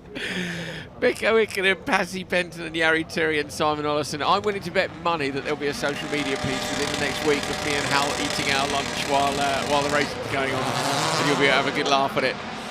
Brilliant start from slot number 3 for Turi. Also from the inside line from Mikko Ikonen. Turi's going to get to turn 1 first. What a brilliant launch from Turi. Covers the inside off. Olsson going for a long outside run. Simon Olsson, can he pull the bar and get it chucked in?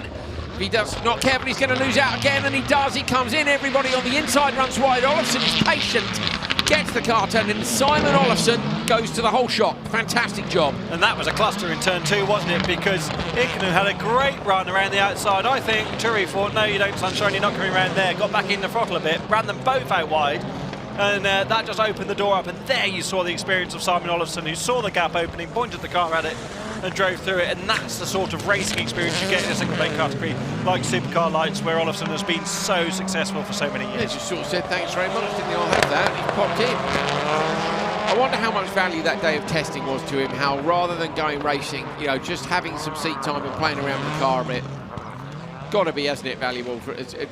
I know he missed around the series, but I think it's a good decision. Yeah, 100%. He just wanted to try things that you don't get the opportunity to try in a race environment. Sometimes you want to do some more laps. If you're testing, you can go to, right, I'm going to go do a 3-lap run here. As Penttinen sends the OMSE Fiesta into turn 2. Hemorrhages time, but has a great time while doing it. In testing, if you can go out for a 3-lap run, and if something doesn't feel quite right, you can say to the guys already, I'm just going to do another one and see if I can improve on that. You don't get that opportunity in a race meeting, and you're also busy chasing the timesheets. In testing, you don't necessarily worry about the times, you worry about the feel of the car, and the time comes with that. So, yeah, great decision, I think, from Olsson. Ikonen's mirror is hanging off the right-hand side of the car. You might see that in a moment. That'll be from the contact in turn 1, probably. So successful was that test that he decided to come here. He didn't actually plan to come here at all. And then he rang his sister, Sandra Hawker, who's the STS RX team manager, running with back 40. And said, I've entered Finland and Alsbyn and everything else, I think. And she's like, what, we weren't doing them? He goes, yeah, but we are now, let's go. I might be wrong about whose mirror it was. Somebody's mirror was swinging around the 360s. Ikonen's, I think. I believe so. Oh no, it's Penttinen. Either way, somebody's mirror. So the big question mark really is, with these updates to the car on the FC2, is how much of a difference has it made to the lap time? So it really is gear cut to do with where the injectors were and a little bit of mapping to make sure that you can get the fastest possible gear changes. But at the minute, Olofsson's looking quick. Olofsson's also got good track conditions.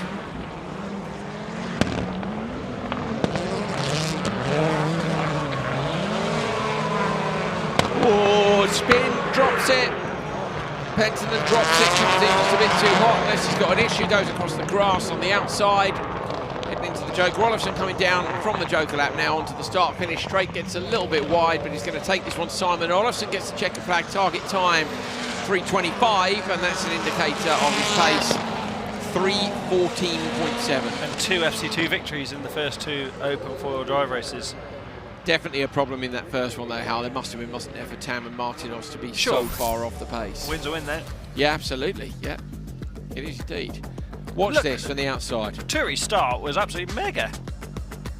This is the moment, isn't it? This is Ikonen deciding to go around the outside. Actually, I don't think Turi did anything wrong there. Ikonen's had such a good run around the outside. They've actually had side-to-side contact through no intention from either of them, but it's just forced them both wide. You get that sometimes where the cars run together, and in a supercar open four-wheel drive, you can't jump on the throttle or pull the handbrake and get the rotation because there's a car. It's like being parked next to a brick wall in your road car. You just can't rotate.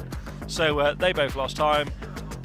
Perfect for Olofsson and Penton, who's shedded the rear bumper off the Fiesta. I suspect there's some sort of issue going on there, because very weird corner to lose the car in. Nicely done, Simon Olofsson. Is your benchmark 3:14.7.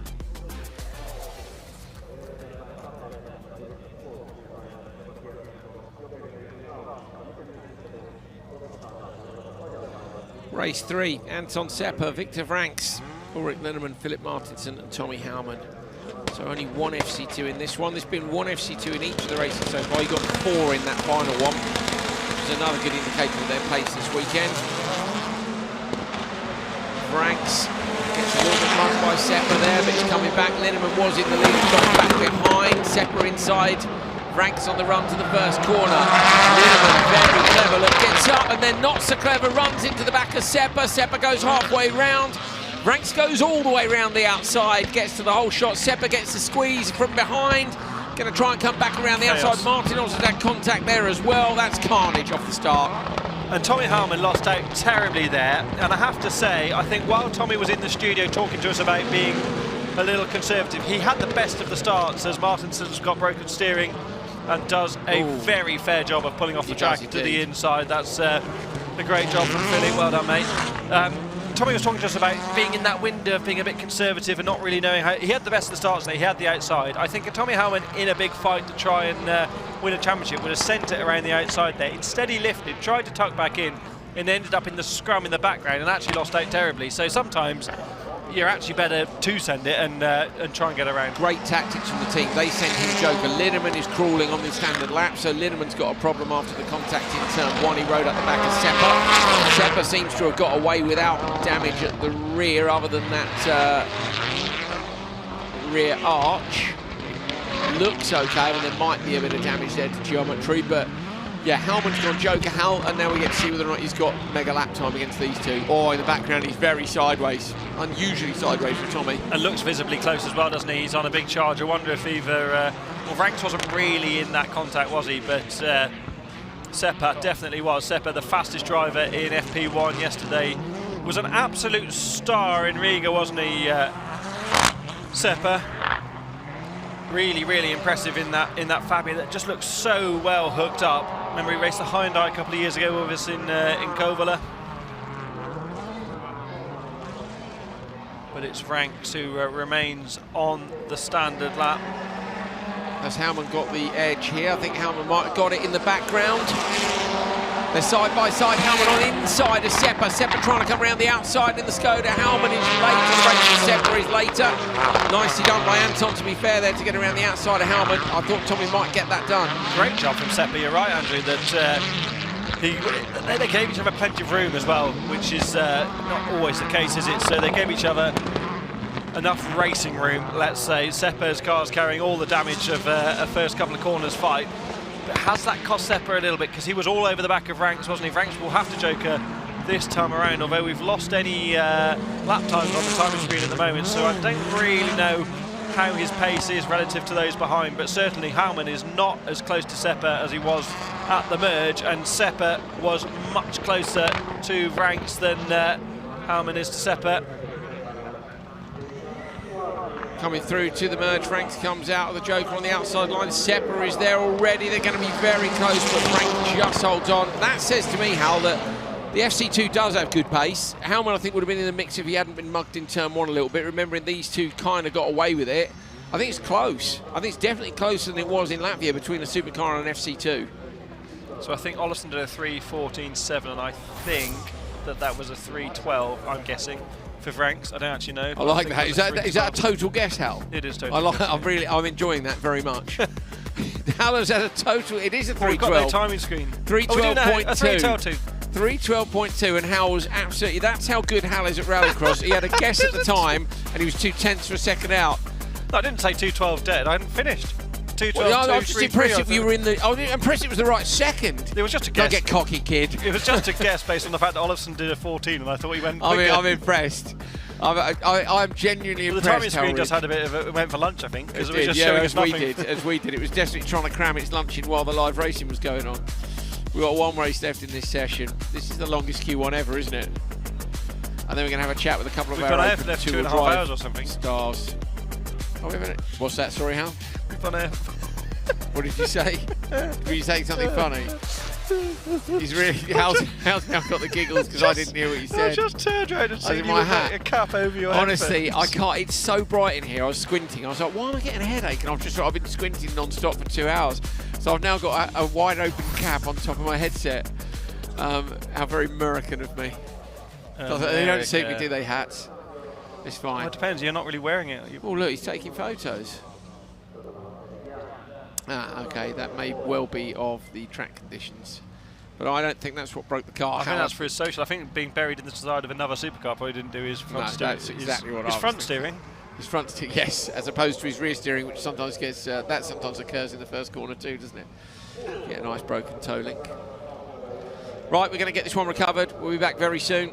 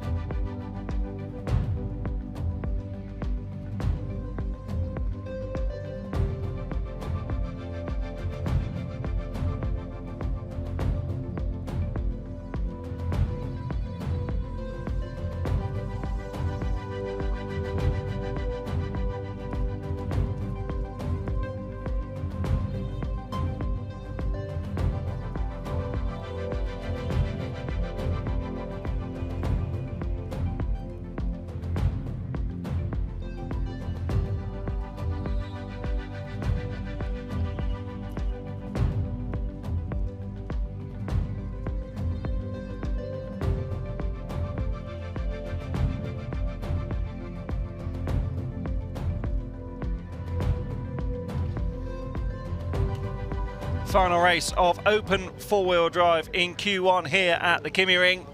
Kasper Janssen, Joni Tapainen, Fraser McConnell, Oliver Eriksson and Elias Svensson. It's Tapainen against the FC2 World.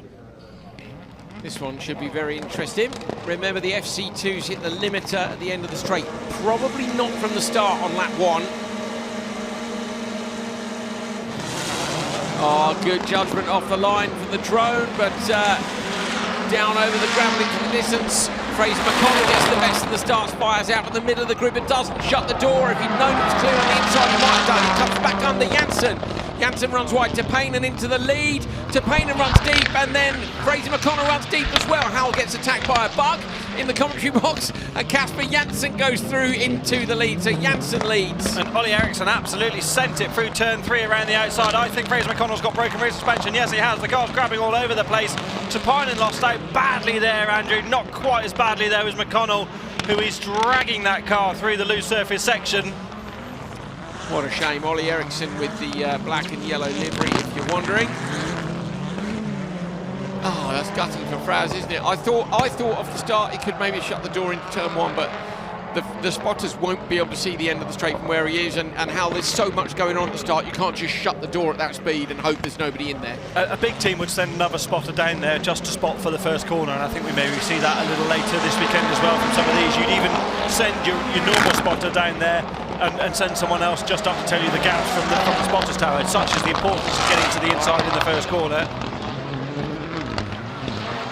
Doesn't really have an answer here for the FC2s, Andrew, and that is definitely the first time we've seen that at any Rallyx event since their inception only a year ago, as we were talking to Ollie Eriksson about that earlier. Ollie Eriksson, though, looks to have more pace than OMSE teammate Kasper Janssen as Tapainen gets spat sideways in the ruts. You can see the car bouncing off them, can't you? And it's such a fine line between bouncing off a rut and using it, and bouncing off a rut and pushing a tyre off a rim. So Janssen still from Eriksson. Target time is that of Victor Frank, so are we going to see a supercar at the top of the standings or not? Tommy Halman's still actually in P3, so 3 of those cars from race 3 went to the top of the timesheets.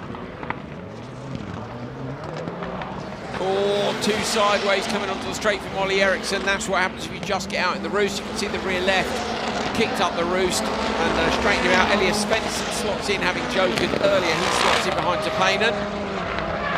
So Eriksson has gone joking and come out in front of Tapainen, and now it's about what Kasper Janssen can do. The gap was 4.7. We think the delta is around 4 or 4.2, but the track conditions here are changing so quickly that really I don't think that's going to be something you can fully set, is it? No, absolutely not, because as Ollie Eriksson makes a mistake as well, the rear digs in, the nose gets dragged forward. That's almost what I would call like a Rally Sweden type moment, where the rear touches the snowbank and it drags the nose of the car in. That's exactly what the driver's experiencing. That's what Ollie was joking about earlier, wasn't he? Saying we're kind of just hanging on. I think this weekend there is going to be an element of chuck it at the ruts and see what happens. But as we discussed in Crosscar, it's so difficult to manage the risk, isn't it? It is indeed. Kasper Janssen with a 4.7 gap coming out. Eriksson's got a problem. Eriksson's going slowly, so we still have no idea what the delta will be. Janssen's going to come over the line. Does he go quickest is the question. He will, surely. 3:07.8, 5 seconds faster. So that's unbelievable. The track conditions can't be any better. What? I know. The track, me and Hal are dumbfounded. The track conditions cannot be any better. How on earth has that happened? That is an incredible run from Kasper Janssen and Tapainen. So for reference, Tapainen's done a 3:11.8. So you would expect someone of Tapainen's level. Franks didn't have the cleanest run of all time. Franks did a 3:12.2. So you'd assume those 2 times are relative to the performance we've seen. But a 3:07.8. Fraz's suspension was done, I think, in the very first corner. So that is parked. That's where Ollie got spat side. I've got a massive bite on my neck. Is that what attacked you during that race? Already there. Oh, mate, that is big. Is it? Yeah, that's savage. I could have a head. Brilliant. Right, I'll tell you what, you enjoy the replays. We're going to get ourselves on the sofas. Let's go.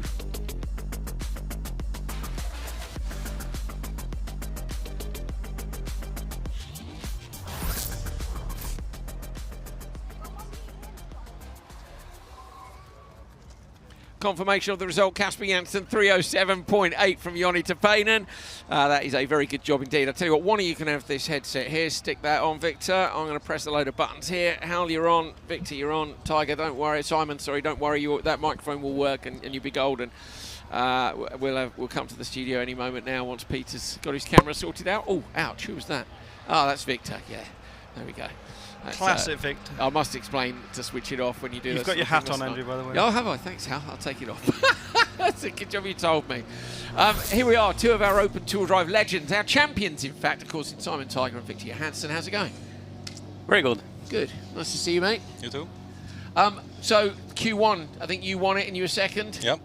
What's it like? Come on, spill the beans.